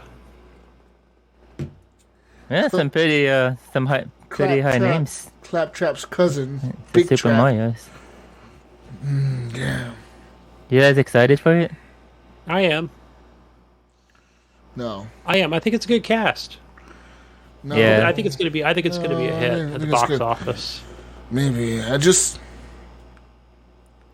You gotta have the Mario voice, right? Yeah. Can Chris Pratt pull off the "It's a Me" Mario voice? Can he pull that off? You know, I hope it's not like... you know what I think it might be? Can he pull that off? Can he pull them... So, you know how when they come out with like a first trailer type thing? Where... This be some American-ass, yo, dog, it's Mario. What up? What up, Gunny? Yo. I think it's going to be like half the people love it, half the people hate it. Where's that bitch-made-ass Bowser at? I'm going to beat his ass. Me and my boy Luigi. Hello, Mario. Me and my boy Luigi coming in hot. Word, Mario, we coming in hot, 34th Street. You know what I mean? Yeah, coming in hot. Where's my bitch Peach at? Yeah. Well, and then Donkey Kong coming in. Oh, what's up, Bowser? They call me Kong in the streets. My boy Cranky Kong is over there chilling. He a little pissed off. Yeah. Like how they gonna talk, man? You know what I mean? These voices to me don't. I don't know. It doesn't inspire. Chris Pratt. I don't look at Chris Pratt and think, oh, that dude could sound like Mario. Give me a big fat guy that has a squeaky voice to play Mario. I mean, he does look it's like me, he does look Mario. like Mario too, right? Give me a fucking Italian fat guy to play Mario. All right, Like in the movie they did back in the 80s, you mean? yeah. Yeah. Okay. Give me Louis. Get that guy back in here. You want that Italian accent, that big Newark accent. Huh? Italiano, yeah. Forget about Montebello, yeah. I want a mobster. I got my neighbors at my other house. I want a mobster Mario. Ooh, Mobster Mario. I like that. I want a mobster Mario. Man, who would that be? Al Pacino and Robert De Niro? Robert De Niro. fucking Al Pacino as Luigi. Right? Robert De You want the block? Robert De Niro. The fucking block on your head. Robert De Niro as Mario. Who the fuck? You really want the block, do you? I'll kill your whole family with this block. Yeah. Right? Nice. We didn't get like what's his name? And then we could get like It was a bad Robert De Niro, but Nicholas. something he'd say. Get Nicolas Cage as Bowser. You know, get some old school actors in here. They'd be better off doing this shit. You get Nicolas Cage. Nicolas Cage. I'm Bowser. Yeah, right. That's how he talks. I get Nicolas Cage. You get him as Bowser, bro. Get him in here. You know, Pete. Who's Anya Taylor? Who the fuck is that? Who the fuck is Anya Taylor-Joy? You guys even know who that is? Let's see if I can bring this up here without. Yeah. Ooh, she cute. Ooh. So her IMDb says she's the chick from Queen's Gambit. That Netflix show. And apparently she's been in like another movies. The New Mutants and something called The Witch. Something called Morgan. Yeah. So I'm pretty sure she's really like her big hit was The Queen's Gambit, right? Oh, she was also in that movie Split. And the movie Emma, which came out last year, apparently. Anyways, so apparently that's Peach. Okay. Yeah. Maybe, okay. I want Peach, I guess. Okay, maybe. Does she have the peachy voice? Listen, if I was casting this shit, bro, okay, I'm getting motherfucking Robert De Niro as Mario. Right? Luigi's gonna be Al Pacino. Nicolas Cage as Bowser Gunny. Alright, for Peach, I'm getting Britney Spears. Alright, Nypron, we're getting fucking Britney, bitch. It's Britney, bitch. She's coming in as Peach. Donkey Kong is gonna be motherfucking... who the fuck would be Donkey Kong? Brad Pitt. Yeah! Tom Cruise. Yeah, there you go. Tom Cruise would be Donkey Kong. Brad Pitt will be Cranky Kong. Damn. For Toad, Okay. I would make Jack Black be Toad. Yeah, I mean this is my cast. Fuck this Chris Pratt, fucking Charlie Day, Jack Black shit, motherfucker. All right, Jack Black, you're still be in the movie, Jack, but we're making you be Toad this time, bro. Just saying. In my head, I thought this movie was gonna be live action. Live action. Chris Pratt does look like Mario. He does a little bit, right? Yeah. I could see him if you like shave his beard off and just keep the mustache. Give him like a red hat and a fucking overalls. Mario. He could pull off a Mario. Same with Luigi too. He looks like Luigi as well. He would the be actor. like a tall Luigi, yeah. Yeah. That's yeah. Yeah. I think he'll do good. I think he won't do good, but it'll probably still be a hit. Oh well. Oh yeah. I think he's gonna. I think they just show the first trailer and then people will react to it. He's gonna have and then we have to get. He's gonna have to voice Mario for the rest of his life now. Does he hope he realizes that? They're like, we own your voice now. He's signed a contract with Nintendo. He's like, we own your voice now, Chris. Sorry. All right. Moving on now, Gunny. More news. Oh, that's some big news here. This Moving along. is some big news right here. Okay, moving on. Activision Blizzard has agreed to $18 million settlement in gender discrimination case. That's right. Activision Blizzard on Monday. Today, Nypron Today. announced Breaking news. It has reached an agreement to settle the U.S. Equal Employment Opportunity Commission's lawsuit alleging gender discrimination and harassment at the company. As part of this deal, Activision Blizzard is creating an $18 million fund to, quote, compensate and make amends to eligible claimants. Says here, funds that should go unused will be given to various charities that promote women in the video game industry to seek to improve diversity, equity, and inclusivity efforts. Says here, quote, there is no place anywhere at our company for discrimination, harassment, or unequal treatment of any kind, and I am grateful for the employees who bravely shared their experiences. Activision Blizzard CEO Robert Kotick said in a statement, said, I am sorry that anyone had to experience inappropriate conduct, and I remained unwavering in my commitment to make Activision Blizzard one of the world's most inclusive, respected, and respectful workplaces. We will continue to be vigilant in our commitment to the elimination of harassment and discrimination in the workplace. We thank the EEOC for its constructive engagement as we work to fulfill our commitments to eradicate inappropriate conduct in the workplace. That's right. That's right, Gunny. That's right, I hear you, Bobby. On top of the $18 million payment that Activision will be putting into this fund, Activision Blizzard said it is committed to the following. 1. Bullet point 1. Upgrading policies, practices, and training to further and prevent and eliminate harassment and discrimination in its workplaces, including implementing an expanded performance review system with a new equal opportunity focus, Gunny. Bullet point 2. Providing ongoing oversight and review of the company's training programs, investigation policies, disciplinary framework, and compliance by appointing a third-party equal opportunity consultant whose findings will be regularly reported to our board of directors, as well as the commission. And that's all the bullet points they put. Okay? So the 2 bullet points, okay? Big commitments there, Gunny. 2 bullet points and $18 million. It's a slap on the wrist for a company that makes $18 million in 1 month just on Call of Duty sales. So looking at these bullet points, and me not being in management or anything, but shouldn't these be existing policies anyway? Yeah, they should be. Right? Yes. And I'm telling you, $18 million is literally 1 week of sales of Call of Duty. Literally, Call of Duty is the best selling. If you look at the NPD charts, which I do every other month, Yeah. NPD shows Call of Duty is always in the top 10, if not number 1 or number 2, every month of best-selling games of the month. Every single month.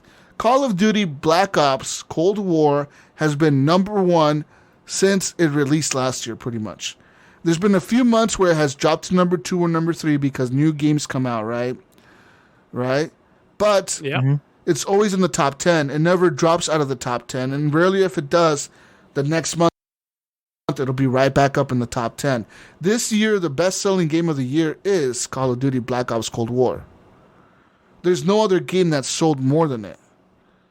So to say we're putting $18 million, yes, $18 million is a lot of money for me and you guys, right? I don't know about Mayo, he's rich. But for us, it's a lot of money, Gunny. And,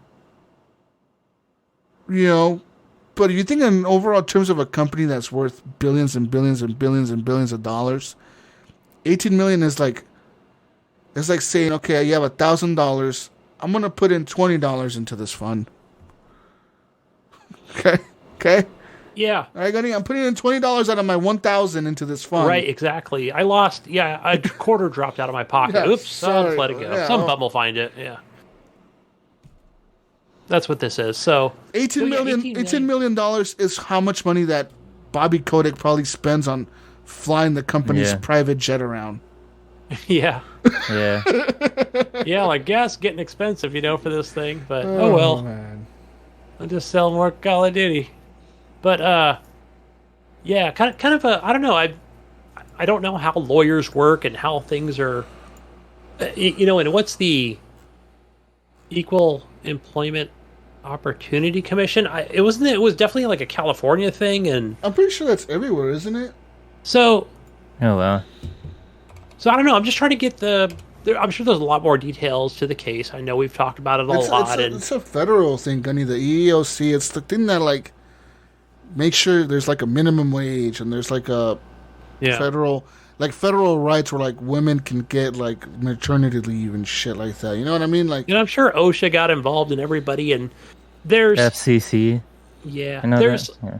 And you figure, like, all the women, possibly men in this case, I can see a lot of it is confidential, right? Because they're not just popping out names everywhere. So that's cool that at least they can remain confidential and still be compensated. And it's not just one person getting one check, it's several or many.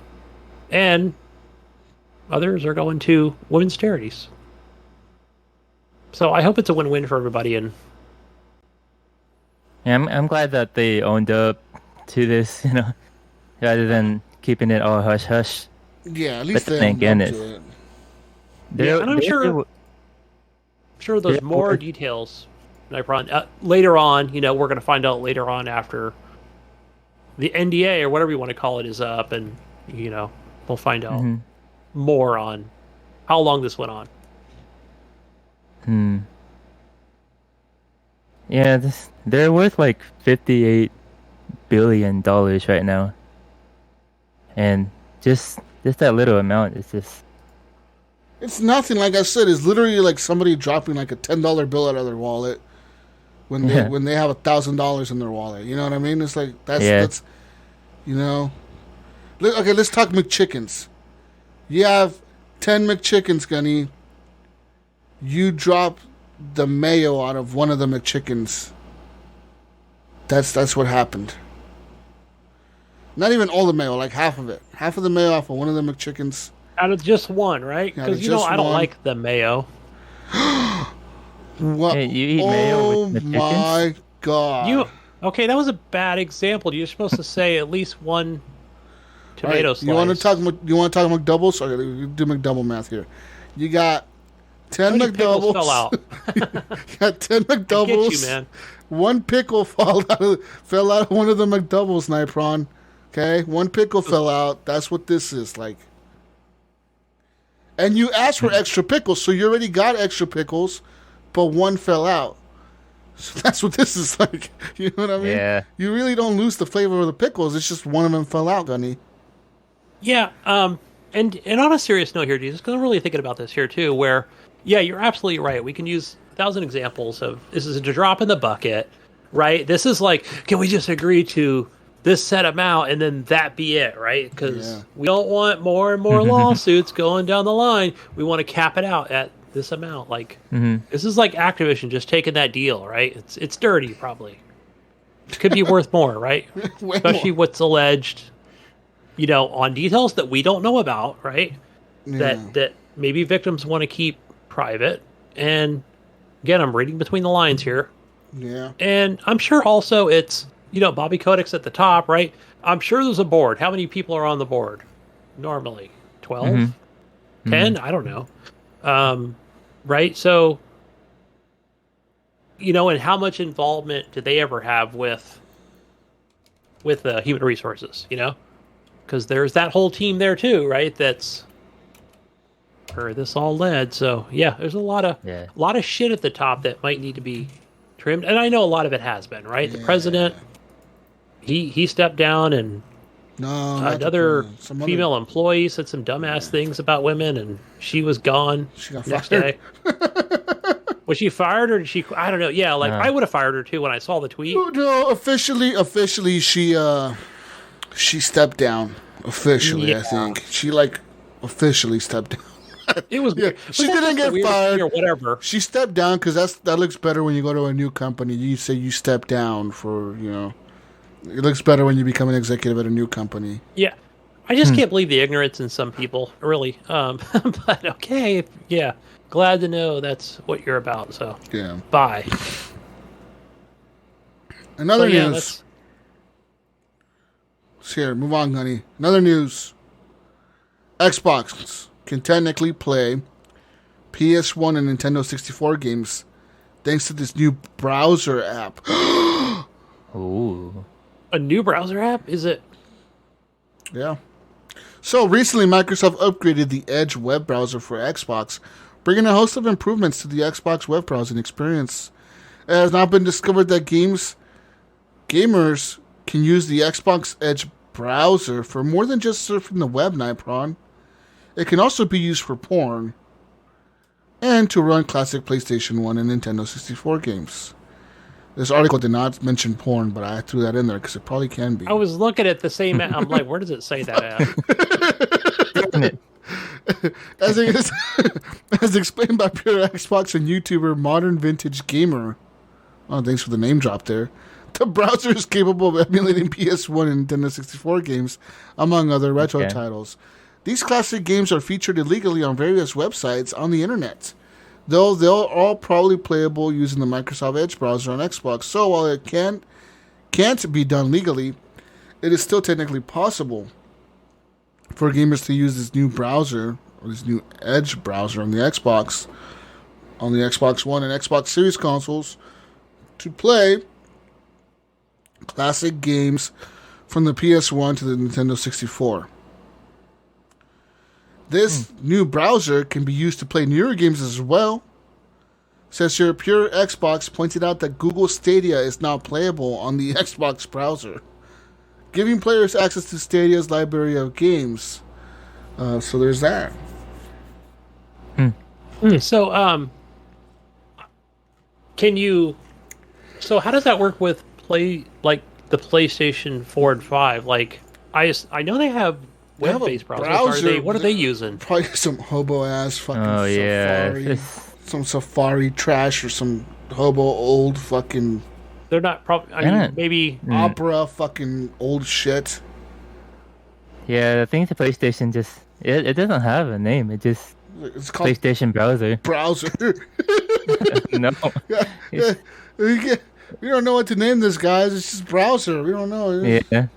I would think that would just be able to play Stadia and No. no, or even Because- xCloud. Because Stadia requires some plugins, I think. Oh, okay. Some So this probably comes with it already automatically. No, it doesn't. So I think Bing already comes with plugins on the Xbox. It'd be like your standard browser, just like on the PC. Yeah. Yeah. Yeah. But it's No. funny, like, I know that some of these things are like new, and now you can do it with the Xbox app or whatever. They do their updates every couple weeks, and and I did play Hades. I streamed that to the cloud on the PC, which is plugged in, and it does work really good. Mm-hmm. I mean, I played that earlier this week. I was like, oh man, damn, that runs pretty damn good. But I can't play it on my iPad or iPhone. The lag there is just like, gosh, you can already hear it when you start the music, even if you let it go longer. Thinking it's going to catch up, and it just doesn't work. I don't know. Maybe it's the trash Apple. I don't know. Maybe Android works better, man. Whoa. But yeah, I guess you can just play games anywhere now. fucking dare I mean, you. that's the way Xbox wants to be. That's where they just want to play everywhere, play on everything. I tried the Stadia on the Bing one time. It actually runs better than the Google Chrome. There's something with what they did with Bing that made the Stadia faster.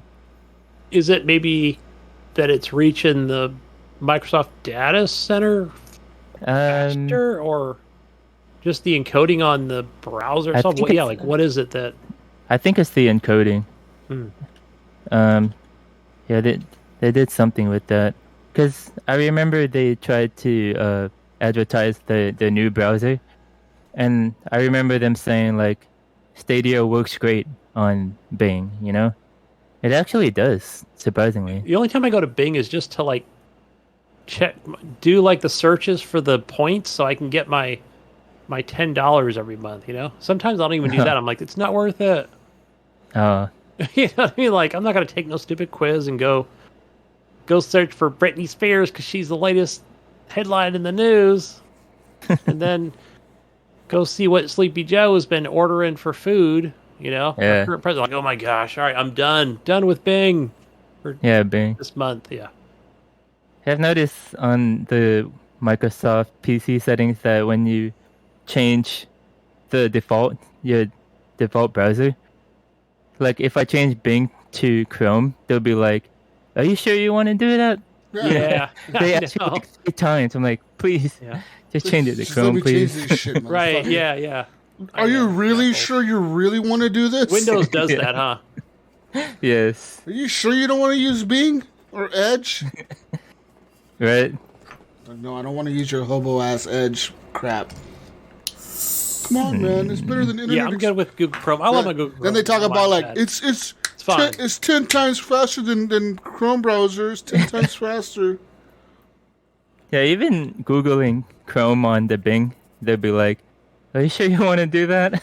Yeah, are you really googling for Yeah. Google Chrome browser download? Chrome for the Yeah. Chrome browser down. Do you really want to search for this? No. And then every so often, Yahoo tries to get their little fingers on it, don't Yahoo's trash. they? Like, how did that become my default browser? What are That you shit's doing? dead. Oh, That shit was dead like 20 years ago. Well, remember? It's still around, though. I It's still remember, like a I little... remember when Firefox was like a big thing. Everyone liked Firefox for a while. That was like a few years ago, wasn't Was it that in Mozilla? Is that the same thing? Yeah, is it's it? the Yeah. same thing. Yeah. Or Firefox used to be the shit. Anyways, we got some more news in the UK, guys. There's been new regulations released. That's right. Advertising Standards Authority in the UK, the ASA, has released new regulations regarding microtransactions and advertisements in video games. So,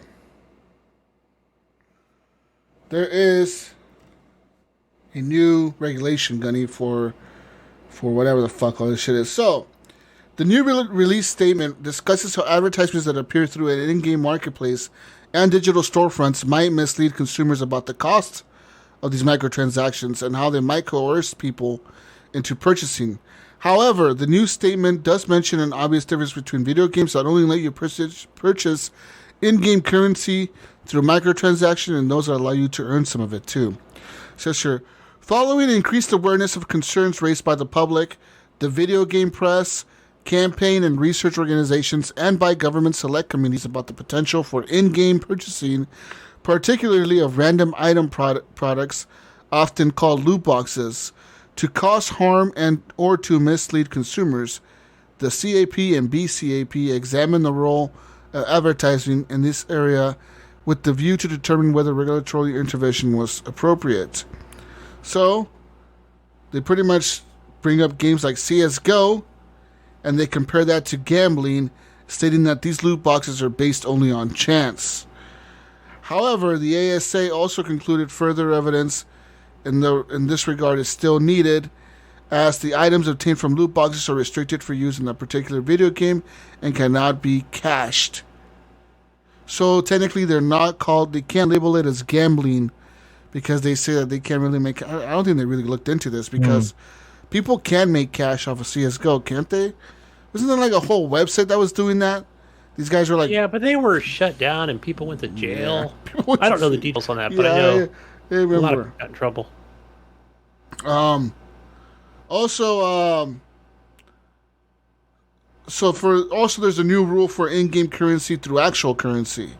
So the organization made a rule that, for example, say you want to purchase something, Gunny, that costs 1,000 coins, right, in a game. Well, when you go to purchase that, in the UK, it must now also show the actual value, money value of that item. So it says 1,000 coins, but it also is going to say that 1,000 coins equates to $5 in real life money. So it must actually show that price now for UK gamers. I think that's actually a good idea. Because I think that a lot of people spend money on V-Bucks without realizing how much fucking V-Bucks are. Yes. You know, because it's the whole remember back in the day, Microsoft points? I remember that. That immediately made me think of that. It's the whole Microsoft point idea. That's the reason Microsoft did it that way, is to make more money off of people, you know? Because every time you bought a fucking a $20 card, it was 1,600 points, but every game cost like 800 points or 1,200 points, so you were left with 400. Well, no game cost 400 points. Except unless it was like a really trash game, you know? But most of them cost 800. So now you got to buy a card that's 400 or another card that's 1,600. Now you got 2,000 points. So you always had like some kind of balance of points left over on your fucking account, right?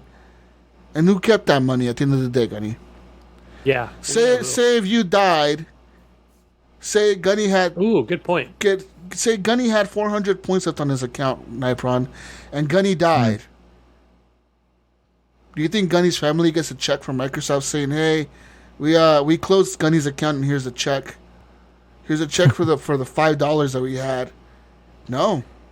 No. And you know what? I'm gonna file a lawsuit right now. Let's go, Gunny. Go to court right now. You think that's why they eventually, or I can't remember when they transitioned on Xbox? Was it the One? Xbox One? Yeah.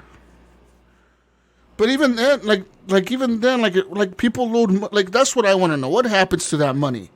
You load money into your Apple wallet or your Apple account, or you load money into your Xbox account. Because I know there's people that's how they pay for games. They load money onto the Xbox. What happens to that money when you die? Well, there's a lot of rules like regarding. I know each state is. I don't know. Maybe I'm not. What when happens? I think about like gift cards, for example. Okay. Is that like in the same? Yeah. What happens? Way?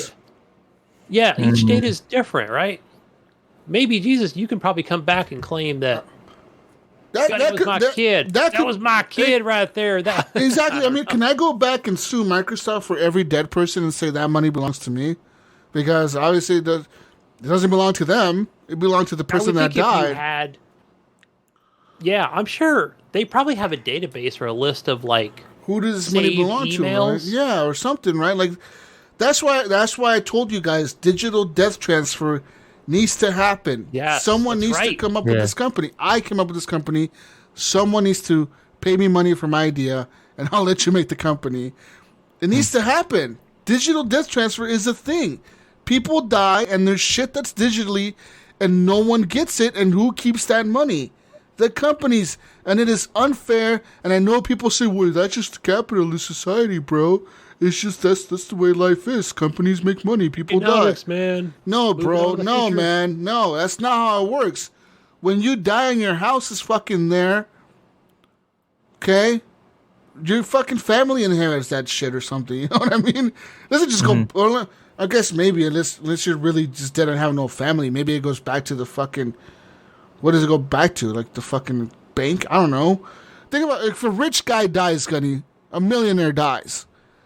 A billionaire dies. He has no family whatsoever to take over any of his money. No heir to his estate at all. He had no family. All his family died in a tragic plane crash or something, right? Say they were all in the plane and the plane fucking blew up and crashed. So everyone in this family is dead. Who gets that money? Does it go into some fucking public fund, trust fund, public education? Does it go into some... What if he had no will? Where does that money go? Does it stay with the banks and the banks just keep it? So, you know how like each state is different, right? I always think of like, I try to break it down to that because you ever go to like... For these there's a website you can go to, Jesus. Like if you go to the state of Oregon, like somehow you can find out like, oh, Jesus, you had 100 Pornhub points or so.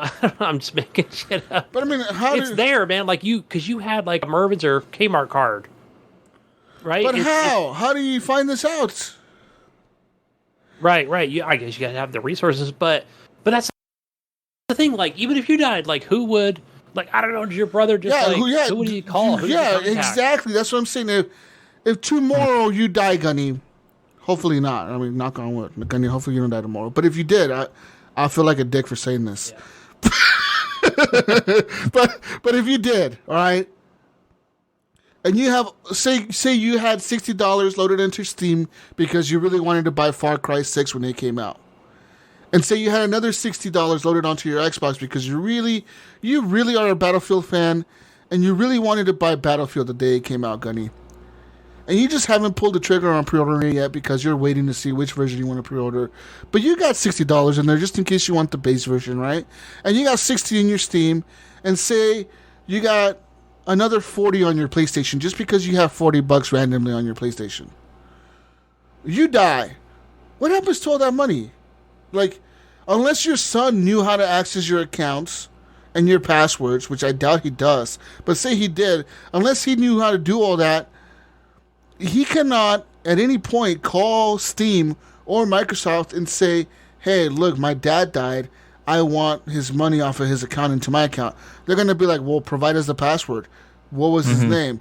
Provide us his secret answers to his questions. We cannot prove that this is your dad. Because I could call Microsoft right now and lie to them and say, Nypron is my brother. He died. I want all his shit. They're going to be like, well, okay, well, we can't just do that. You know what I mean? Like, you need to provide some information here, motherfucker. Yeah. Like, you know what I mean? Like, what if they don't have that? What if they don't know your email? What if you used another email for gaming and another email for your normal life, and they only know your normal email, and they don't know your passwords or your email addresses that you use for gaming? And I think this, you're definitely onto it, because this becomes even more important now with Bitcoin. Yes, Bitcoin is even worse because Bitcoin is locked to that wallet. That you forget the password to that motherfucker, you can't log into it. You're done. It's worthless. It is a paperweight. It is a paperweight, Gunny. Yeah. So I'm just saying, like, people talk about all these like digital transactions, the future. Yes, it is the future, but at the end of the day, who keeps all the money that you have put into this shit? Because you don't want to put a credit card tied to your Netflix account, or you don't want to put a credit card tied to your Xbox, or a credit card tied to your Steam, or a credit card tied to your Nintendo, or because things get hacked. Steam gets hacked, Xbox gets hacked, PlayStation gets hacked. We've seen it before. PlayStation had a huge hack. All their passwords were stolen. Every single account was compromised on PlayStation, like in 2012 or whatever. Remember that big hack? I remember or that. 2011 or whatever. Bad. So every single account was hacked. So there's reason for people not to trust these companies. Now, at the end of the day, like I said, if you die, who keeps all that money? Does Microsoft just keep all that money? Is it just them? They eventually say, oh, well, his account has been inactive for over 10 years. We're just going to disable it. Oh, you had $40 in there? Oh, well. It's too bad. Too bad. Yep. It's our $40 now. It's been gaining interest anyway in our bank account. Yeah. Isn't that nuts? I don't know why no one has ever thought of, like, people haven't brought this up more in the media and asked, like, Microsoft, yo, what the fuck are you guys doing with these? Or Sony, or Nintendo, or anyone, like, especially Nintendo too, man, because Nintendo locks shit out to different accounts. Shit that's on your 3DS can now be transferred to your Switch. Switch is like the first console where they created a digital account. Which hopefully when the next console comes out, you can hopefully transfer your Switch account to that account. Because you can't transfer your Wii U account to your Switch account. That don't work. So I'm just saying, you know what I mean, Nypron? Like, yeah. Something needs to be done here. Someone needs to figure something out. Because that's a lot of money that's just being stolen by these companies. That is rightfully the money of, regardless if it's $5 or $1 or $1 million. It is money of your family, dude. I don't care if it's $5, Gunny. You know what I mean? Why should a company keep that? I've entered quiet mode, Jesus. Now, let me just say, because it's time to wrap it up for me. I say gaming's $1 billion industry. Yeah. And there's got to be, you're right. $2 here, $3 here, $8 here. That's a lot of money that these companies have, in active accounts. Yep. Just siphoning it. Oh, this guy has been gone for 20 years. Let's disable his account. No. No? Yep. Yeah, personally, I don't load money. I don't load $100 in my Steam wallet. I just buy the game for exact price because that's what I fear. Like, if I ever have money in any like launcher or PlayStation or console, it's like I know it's gonna get lost somewhere. My account's gonna get hacked or it's gonna get spent. But you gotta admit, Nypron, when you log into your Steam, you haven't logged in a couple weeks, and you're like, oh, that game's. Yeah. Wait a minute, I have $16 credit. Where? Oh yeah, I remember. Yes, let me. Yeah, I had $16 in there. I'm gonna buy that game. It's only half price now. Yeah. I don't know, man. Anyways, But I never use the so cards. I like this new rules by the UK. Shout out to the UK. They're always looking out for their peoples. Also, Thank you, mate. last piece of news. Last one, Gunny. Last piece of news for you Apple fans out there, Gunny. And Nypron. I'm looking at you, Nypron. Big Apple fan over there. Oh, God. Apple is known. We all know Apple is known for the sleek, innovative look and designs and their game-changing products. But they've now outdone themselves, Gunny. Apple engineers have redesigned the face mask. That's right. What? They've announced a brand new Apple face mask.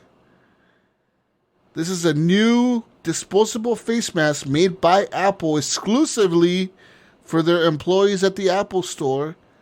You get a pack of 5 in this beautiful looking box. It looks like an iPhone box or something, and it's packaged very nicely, Gunny. It's packaged like an iPhone, like very sleek, nice packaging. You get 5 per box. Like I said, right now they're only exclusive to Apple Store employees only. But these are redesigned face masks. Like they were engineered by iPhone engineers, Gunny. That's right. Wait, are they some kind of medical experts now? Well, now no, but they redesigned the face mask. What's up, bro? Yeah. Just when you thought the world couldn't get any more COVID ready, Apple comes out with the Apple face mask. Yeah. That's Just cute. what we need. It's a nice Just They're we need becoming it. the new juicy. We need to end this thing now. Oh, but the Razer face masks are better. Oh, I got an email from them because I remember I signed up for the beta thing. Yeah, I've been seeing the Twitter They're account like- active lately. They're like, "Oh, sorry, we didn't choose you as part of our beta." I was like, "Oh, fuck! God damn it! God, I wanted one so bad. You wanted a podcast with that thing because it has RGB. Fuck yeah, I would have. I would have fucking sound like Bane and shit wearing that motherfucker." Anyways, yeah, that's all I have for news, people. That's all I have. Anyways, Gunny, where can people, or what do you want to do? You want to console corner? Do you still have time? So, yeah, really quick here. The PlayStation Plus and Xbox stuff, it's still the same stuff from last week. But Game Pass, you've got that game I mentioned, Sable. Subnautica Below Zero, which I think is a new game or some kind of extension or add-on, but it's a standalone. And I think I mentioned it last week, but Origami 2, Nice. which is that Hobo Ninja game. Epic Store, your new game for free this week is called The Escapist, so I think it's the original.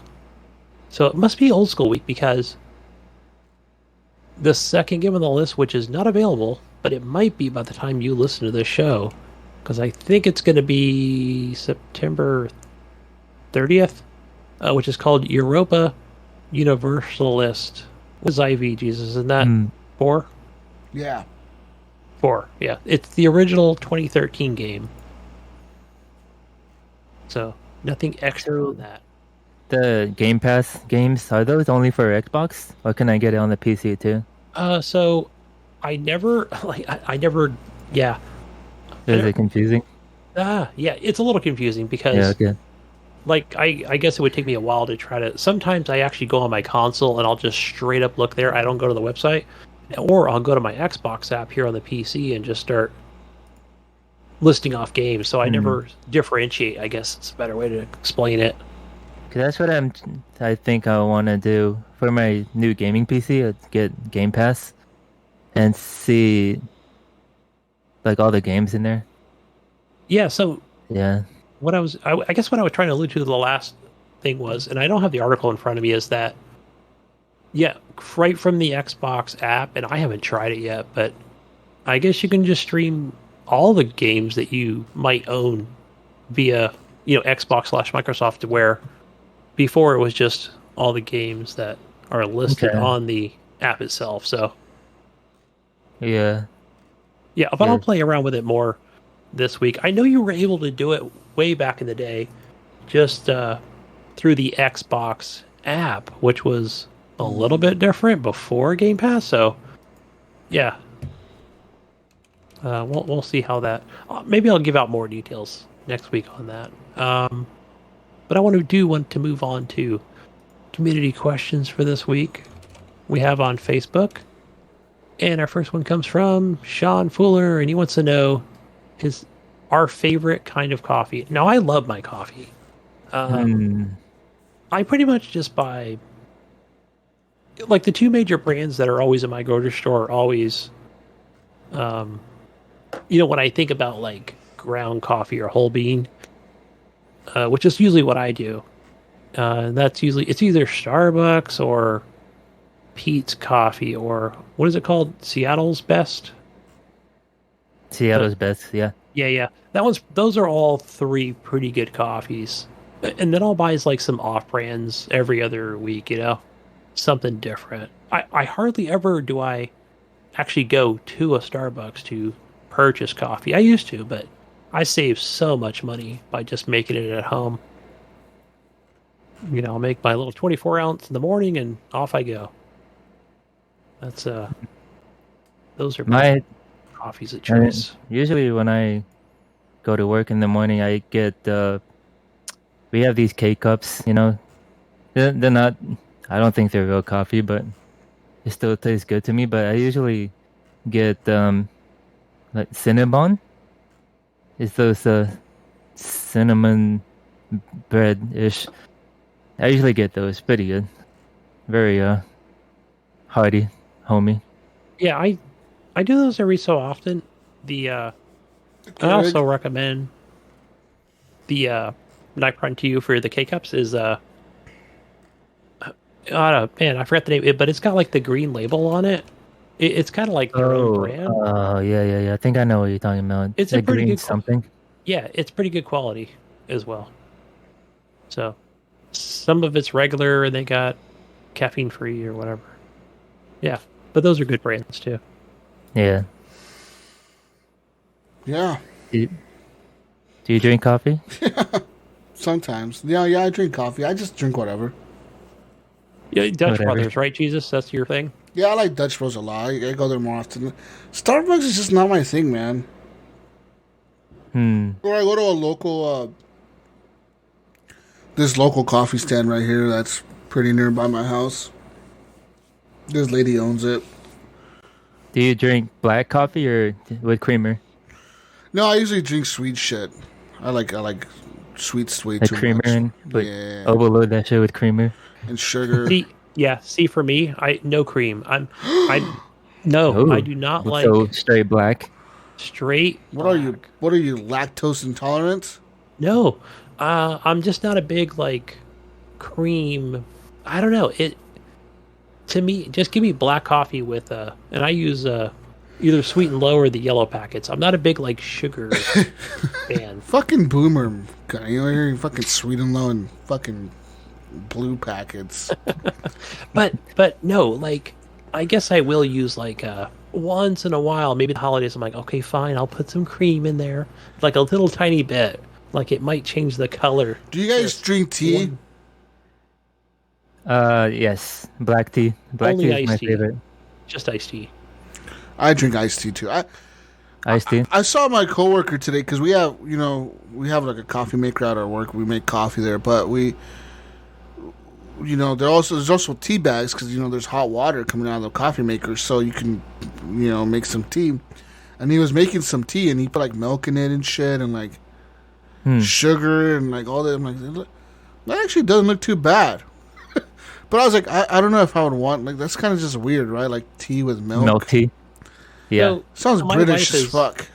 My wife is from the Fiji Islands, right? So she is Indo-Fijian. She's not from India. Don't tell her that. She'd get mad. But no, so she makes tea every morning with milk. Is that a British thing, Gunny? It's definitely a British thing because you either have that or you have just black tea. Whatever you want, mate. Oh my Don't be God. cheeky, okay? That's what they say. Don't be cheeky. You either want black tea Is that want... what boba tea is? I heard that because that's pretty popular in Oregon right now. That boba tea crap. Black tea or Boba tea? boba? Yeah, what's boba Boba is tea? just that's brown sugar. Yeah. That's It's like little balls, right? You put little balls in the tea Yeah. or whatever.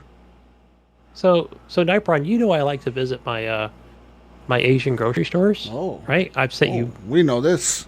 pictures before. Well, so Nypron knows Well- this. ooh. You know No, this, so- Nypron? you know the ones with the curtains on it? No, I I'm got it. kidding. No, this is like Asian grocery. So the one I went to today, I think I got some because I'm part Filipino. If you guys don't, Nypron knows this. Other Yes. people don't. Danny, you So- look like a white man. No, but I bought some the boba tea, the brown sugar. It's funny you mentioned that, but now they have them in Yeah. like the 24-ounce cans. Wait. Does it have the little balls in it? The little balls Yes. inside? I Yeah. haven't tried it. It's What in the are refrigerator. those? Boba? No, but what- Isn't the world running out of boba or Bobas. something? There's like a boba shortage. What are the little balls? What are those, Nypron? They're called bobas. They're little. The fuck is a boba? Jelly, right? They're jelly balls, right? Big little balls in my drink. I want no balls in my drink. Yeah, you gotta Yeah. use a big straw to suck them up. Oh my! Would you actually Well, if you don't eat suck them up, them? just swirl them. Yeah. You eat those? Sometimes. Yeah, you do. Yes. What do they taste like? Like brown sugar. I mean, and it's very gelatinous. Yeah, there you go. Gelatinous balls, bro. So all these girls are fascinated with gelatinous balls and their teas. Because I know a lot of girls that are into this shit, this boba tea shit. I'm telling you, there's like fucking Yeah. boba tea trucks everywhere around here. At the food pod, there's like boba fucking trucks and shit. Everyone's drinking the boba tea around here in Oregon. All the white girls are going crazy for the boba tea. What's going on, guys? They just like big jelly-filled balls in their drink? I think so. God, it sounds disgusting. Hey, look, it got even me. I was like, I almost bought 2 of them. Okay. You buying the bobas, Gunny? You drinking the boba tea? Since you mentioned it a couple weeks ago, I was like, you know what? I have to buy one. At least I Yeah. bought the brown sugar flavored one. Did it taste I'm gonna good? try it. Maybe I'll. You know what? I tell you what. Next week, I'll save it and I'll drink it on stream. Wait, but you gotta have a big straw. You gonna eat the boba balls, Oh yeah, I don't have a big straw, so I was just gonna guzzle it. or you gonna just put all the I was gonna balls? in slam it. You know, So like here. all the balls are gonna fall into your mouth at once. Where are we going with this? Yeah, Gunny's gonna have a mouthful of boba balls next week man. on the show. Maybe I might choke on them. Oh God! You never know. Wow! Hey, Guys, hey wow. now. Yeah, I know they have different flavors. They have strawberries and whatever the green one is. I think it's Dude, they had like green So, tea or something so like there's that. different boba balls. There's not just one boba ball. There's Yeah, and they're different colors too. Oh, like I think there strawberries, was- red. there was like they had a green gourd flavored. I don't know what I know what a gourd is, but I don't know if I want to try that one. Ooh, what? And, Yeah. that sounds weird already. They had like 7 different flavors. I was like, just go with But- the brown sugar. Common one is brown sugar, like 100%. Very common. so there's just brown sugar balls. Yeah. Yeah, What? right, because if I go to a Thai restaurant, it makes sense more. There's even milk tea ice cream with bobas in them. Mm. Like the little bars. Mess it up, man. That sounds good. Yeah. So you're eating ice cream, and all of a sudden you got a little ball in your mouth. Yeah, frozen ones. Oh my God! Choking on the balls. Well, wait. Why would you choke on frozen balls? Oh my gosh! You're eating the ice cream. You're putting the ice cream on in your mouth, and you got the balls coming in and they're choking you. Oh my god!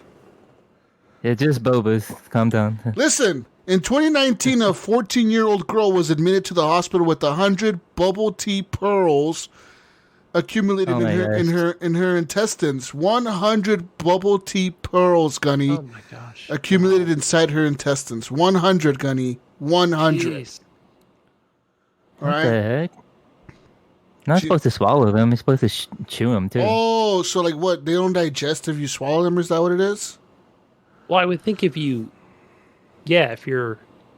well, I don't know. That's just too much at once. She probably drink a lot of boba teas. That's 100 How many? gelatinous Okay. balls. How many like- balls? Tell me, guys. How many balls are in an average tea size thing, drink cup thing? I would say 50 20, balls? 20 to 30. Yeah, I was gonna say 15 at the minimum. Okay, so Yeah. so say there was 20 balls. So she drank 5 boba teas. That's in a week, right? Like, but I mean, how do they not digest? I mean, if it How do they just get stuck in her intestines? What the fuck? not Yeah, just the after balls your stuck in her Did she drink? Maybe she asked for extra boba balls in the drink, and they put extra ones in there, and she drank like 4 drinks in a day. Yeah, if she just shoots these things and slams them like one after the other, right? It's 14 like years it's old bound to though. clog. Yeah, she was 14. She didn't know better. She's probably hyper as shit, drinking a bunch of boba tea. Yeah, Yeah. probably Yeah. hot, thirsty. Yeah, that's That's too many for. So it's a lot of bobas around here. Lots of bobas. I mean, it's just I'm just wondering, guys. I mean, what this whole Just fad is about. This just find a boba shop next to your house. Look, and- there's a boba tea place right down the road. They sell the Yeah. bobas. They sell the tea. They got little balls in all colors. They're like, you want the balls in your drink, man? We'll put balls in your drink. How you were many? like no, and Jesus asked for Pokeballs over there. Like, How many no, you're at balls? the wrong place. How many balls do you want? I want all the balls. What do you mean? I guarantee you it will change your life. Oh, You try it. Oh, that's what she said. Okay, well. Yeah. All right, Jesus. All right, guys. Sean wants to know, where does space end, and what is beyond that? Death. I don't think space ever ends. Honestly, Yeah, I think Toy Story, where he says, to infinity and beyond. Nobody knows where it goes. Yeah. I don't think it ever ends. I think it just goes on forever and ever and ever. And I think there's infinite galaxies with infinite worlds, infinite planets, infinite galaxies all around everywhere. And we're just one little planet and one little galaxy, the Milky Way, and there's tons of other galaxies out there. And think about it, right? Because they say that there's these black holes out there, right? That they've seen like destroy like planets and galaxies and whatnot, and supernovas and shit, superstars that blow up and destroy whole galaxies. If you think about that, man, think about living in one of them galaxies, knowing that your world is about to just end. Like everything around you is gonna end. Your sun's about to burn out. It's about to blow up. It's about to go supernova, Gunny. What do you do in those moments? Do you just say fuck it, like fuck it, just gonna just sit here and wait, or what if you realize that your universe or your galaxy is being sucked into a black hole? Would you even notice, or would you just die, or would you just go to a new universe, or would you go to a new dimension, Gunny? What would happen? Gunny, you're muted. You're muted. Gunny's muted. Gunny, I don't think he can tell that he's muted. He must not be able to hear us. No, I'm sorry. I was getting yelled at over there because it's quiet time. Sorry. But I was watching one of those YT vids showing what happens when you go into a black hole. The white tees figured it out. Okay, what happens when you go into a black hole, Gunny? So it was just kind of showing what you see and how it almost appears like let's say you were out of a space shuttle and you were kind of launched towards it just at regular speed, and how it almost appears like it's getting away, or it's getting further away when it's actually getting closer, or you're getting closer to that hole, and how when you're sucked in you can still see the space shuttle, the stars, and then eventually you could still look back and see the stuff. You could still look back and see the stuff, and then how eventually the gravity just gets stronger and stronger, and then it just stretches you like it will stretch you like till you just like disintegrate. You explode pretty much like Elastic Man. Damn. So we would die if we went into a black hole. Yeah, that's what they say. They say but what happens at the? Does the black hole go anywhere? Or is it just the energy thing that expands and just? So then they say like nobody knows after that. So in reality, you could be pulled apart and then put back together in another dimension. Correct. That we don't know, right? No So that's the thing, right? Where it's almost like that flat space at the bottom of the black hole, right? That what happens after that, nobody knows. What if there's like a whole other dimensions out there, Gunny, that we don't never fucking even know about? We just know about this dimension with all our galaxies, and we look at its stars and we see all these planets and all these other galaxies with crazy stars and shit, and we're like, what if there's a whole other dimension with an Earth doing the same exact thing, and they're wondering what's on the other side of that black hole, and we're sitting here wondering what's on the other side of that black hole, and we're both sitting here wondering we both could just send everyone into the black hole and we get to meet up. Yeah, so that's the thing, like where we need to send some probes over that way, but I know they're light years away. But, how close does a black hole need to be to our galaxy to suck us into it and kill us? Damn, that's a good question. Like, could it be like super far? Like, does it have to be like near Pluto? Does that, at that point, like, we just get all sucked into it like one by one, or does it happen slowly? Is it? I think it depends on how big the black hole is, because can they be bigger than our galaxy? I've seen pictures of the black hole eating a whole Milky Way galaxy. You know, so there could be a black hole that's bigger than our entire galaxy. Yes. That's crazy. And they could suck us at once, like everything at once? Yeah, apparently. That is scary. That's like, what if God is the black hole? No, seriously. What if God is the black hole? What if there's an alien controlling that black? What if the black hole is the computer program when you hit delete? Holy shit. Gunny, what if the black hole is a computer program? You hit delete and you go into the black hole. It reminds me of the Matrix, man. Oh my god. The boba teas, it all makes sense now. Okay, too much boba balls for you, man. Bill Gardner, Bill Gardner the second wants to know which bear is best, or is it beer? Bear. Which bear? I'm gonna say black bear, grizzly bear, black bear, polar bear. But see, polar bears I think would be the best out of all of them. It's just the problem with polar bears is they're made for the snow, and they really cannot like fight a grizzly bear. But I would feel like if you put a grizzly bear against a polar bear would probably fuck it up, dude. Right? Why is that? Because polar bears, I think they're just bigger in general. I think they're just bigger than a grizzly bear. In general, like in size, you know, like a fucking polar bear is like huge. You ever seen a polar bear, Gunny? I've seen them on the National They're Geographic fucking huge, YT right? video. These YTs. So, okay, you go to the YTs and you search polar bears. Those motherfuckers are like super predator apex hunters, man. They like swim really good. They can be in extreme cold weather.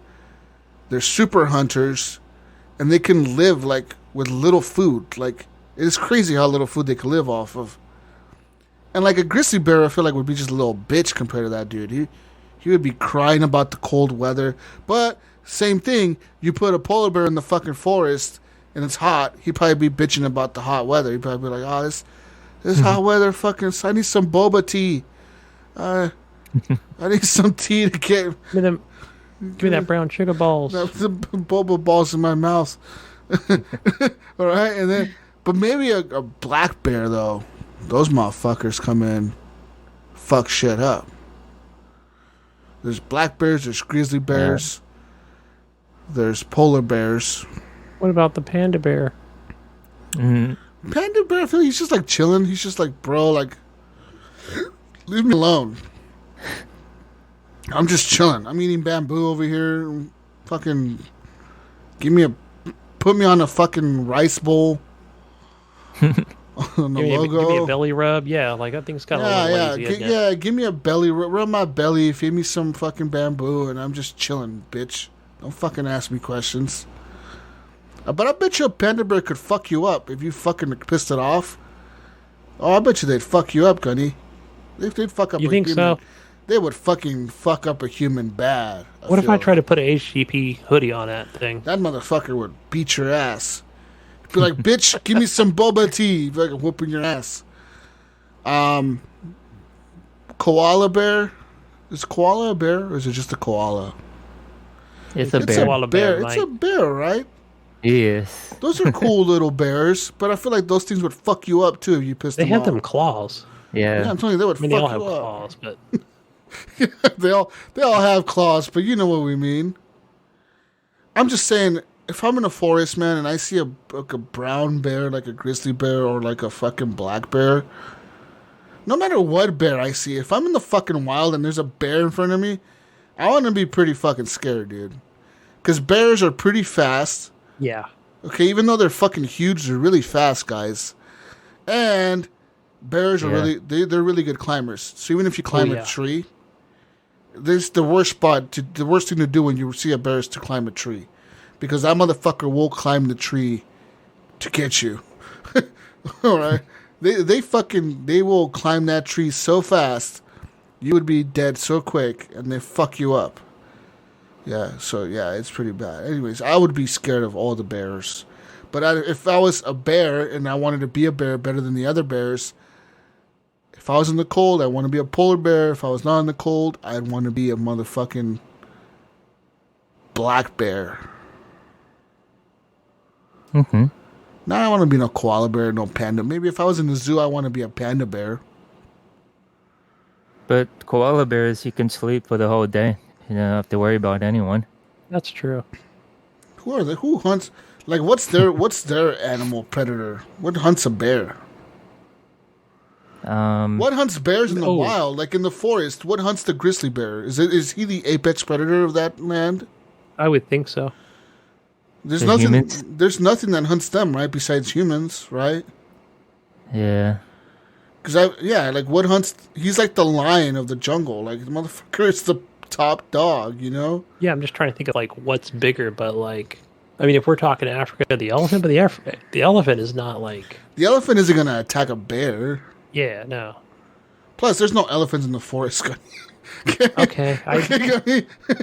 We're talking like the Pacific Northwest or California. Like you go to the forest. Yosemite. Yeah, you're right. There's no elephants there. What is last time I checked? What is the predator of the bear? There is no predator to the bear. The bear is the apex predator, regardless. Maybe the other bears, like maybe a black bear, will fight. Rival bear? They'll fight, maybe, but I don't think they'll hunt them. What about West Side Bear over there in Yosemite? Right, West Side. West Side. Come over here. What about Smokey the Bear? Smokey the Bear's a little bitch, dude. Just fight forest fires. No, I don't trust a bear with a hat. Fucking asshole. Neither do I. Fuck that guy. Ranger hat. Yeah. Looks like a cop. I was thinking maybe anaconda. Ooh. Or crocodile. There ain't no fucking crocodiles in the forest. Like, how do you know? What? There could be alligators there in the Siskiyou County forest down by where? Nypron. Yeah. They might live in the swamp, but we don't have any water here. So. Fucking crocodiles and alligators. There ain't no fucking crocodiles in Oregon or alligators right around the fucking forest. If I'm in the forest and I see a fucking crocodile, I'm fucking gonna call the cops, dude. I'm like, what the fuck? Why is there a crocodile in the fucking forest? They're gonna be like, "Sir, how many boba Sir? balls have you drank?" Are you high on them Boba Balls again, Jesus? Stop calling us. Yeah, there is no hunter to the bear, man. The bear is the apex dog, like the top motherfucker of the forest. He may fight other bears for territory, but the bear is the boss. Right? That's it. At least in North America. I don't know about like the koala bears. Like, he's probably a little bitch. He probably gets hunted all the time by other shit, like snakes or something. You think maybe if a bear got bitten by a poisonous snake, it would still live? Because all that fat on That him? fucking bear would probably step Yeah. on that snake and fucking kill it in 2 seconds. Right. Yeah. Yeah, I think I don't know. I think it would just be depend, right? Like how many bites could it take from maybe if it was multiple snakes, it could probably take it down with the amount of poison. There would have to be a lot of snakes. Yeah, that's true. Because bears are what, like 400 pounds, maybe 500 pounds? Maybe that could be it, Nypron. That'll be our next movie. Snakes in a Forest. Snakes and the bear. Drinking boba tea. Yeah. Yeah.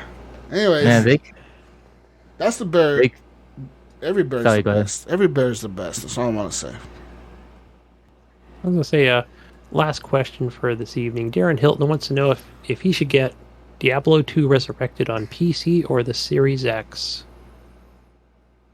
What do you play on the most? Let's put it this way. The friends that you plan to play this with, where are they playing this? Yeah.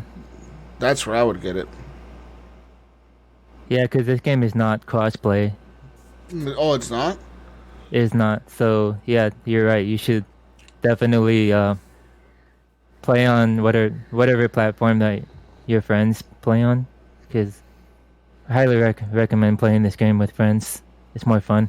It's boring by yourself. I play these types It of is games by boring. myself, man. I'm like, Yeah. I get fucking bored. I'm like, God, this is boring, dude. It's like, yeah, playing Diablo. I remember playing Diablo 3 by myself. I was like, God, this is so boring. I don't know how anyone could fucking do this.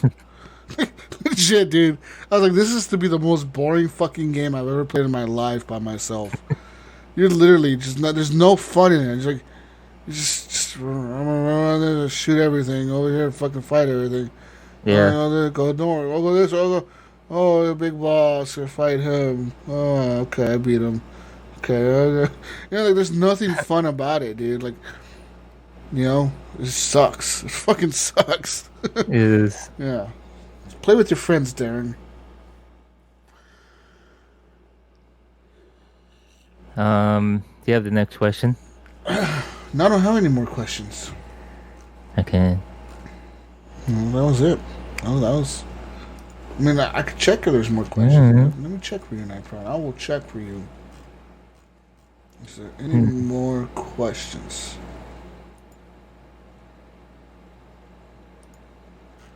No more questions. To Discord. Discord, no more questions. Yep, no questions on Discord. Yeah. That sucks. Fucking sucks. Anyways, that being said, I guess you can find Gunny Chief on everything as Gunny Chief. On Twitter as something called Kane Marston Kane. Fuck his name is. Find him on Xbox as Gunny Chief. Find him on Steam as Gunny Chief or the Gunny Chief. Something. On PlayStation 5 he is HGP _ Gunny. Gunny _ HGP. HGP Gunny. I don't know. Something like that. You could probably find me, JesusWalksAlot, and then find him through my friends list. That'd probably be easiest. Shout out to all the people on PlayStation that I see playing games. I'm definitely gonna buy that Kenna Bridge Experience. It looks like a lot of fun. I was just telling me that it was like a mix of Tomb Raider with like Zelda, like some Zelda puzzles and shit in there, but like it felt like Tomb Raider-y, But the combat was actually a little bit difficult. He said at times he like really had to put that shit in baby mode because the bosses were so hard. So I look forward to playing that. I probably won't beat it this week because I'm gonna try to finish Deathloop. That's the goal this week, and then I'm gonna go to that. And then Far Cry comes out fucking soon, man. Who knows? Who knows what I'm gonna do? Where can we find you, Nypron? You can find me on most social platforms like Twitter,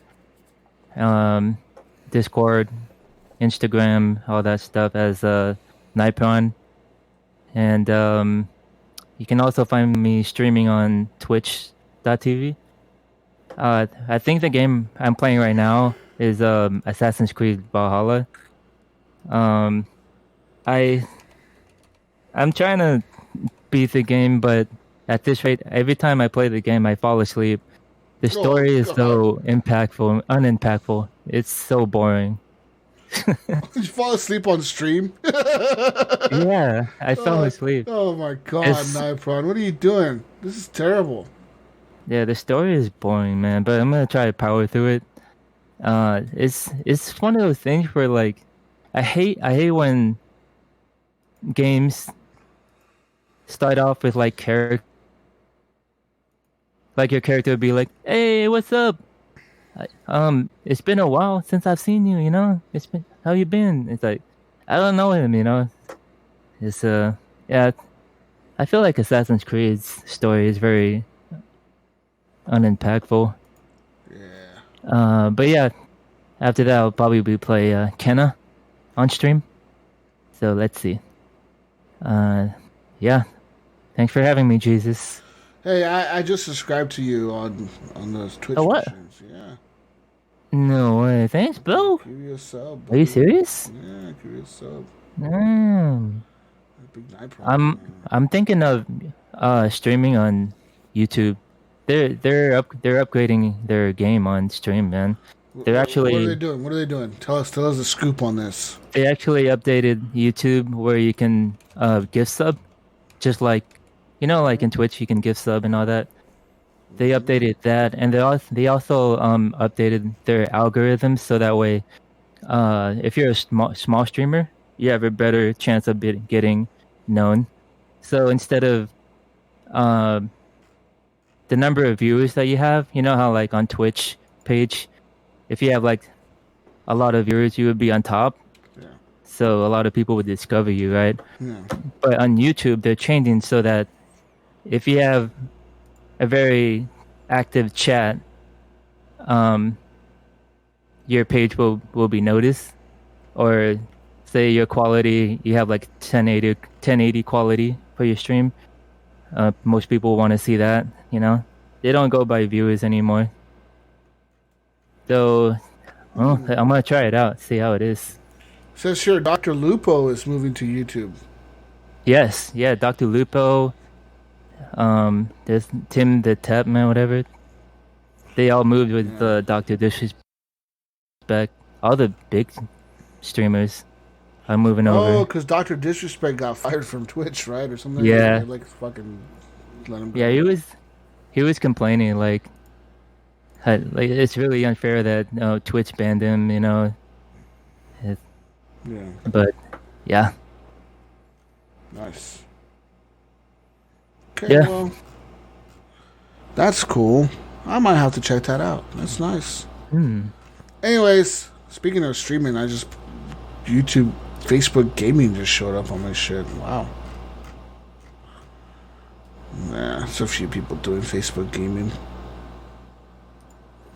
Anyways, find me on everything as JesusWalksAlot. I'll be playing some more games this week. Find me. Let's play. Man, I really was hoping that we got a Battlefield beta this month. Nothing happened. Oh, it got delayed. Yeah, it got delayed. No. So we'll probably get a beta next month when they were supposed to launch. Anyways, peace out, Brussels sprouts. Keep them boba balls out your mouth. And we'll catch you on the next week's edition of the Horrible Gamers Podcast. Goodbye, good night, or good day, good morning, whatever the fuck you're doing. Have a great and awesome fucking day. I love you. Yes, you, especially you listening. I love you. Yeah, fuck yeah. Anyways, stop thinking about them balls in Gunny's mouth. Stop. And enjoy the rest of your evening. Bye. Bye, everyone. Thank you, Nypron. Bye, guys.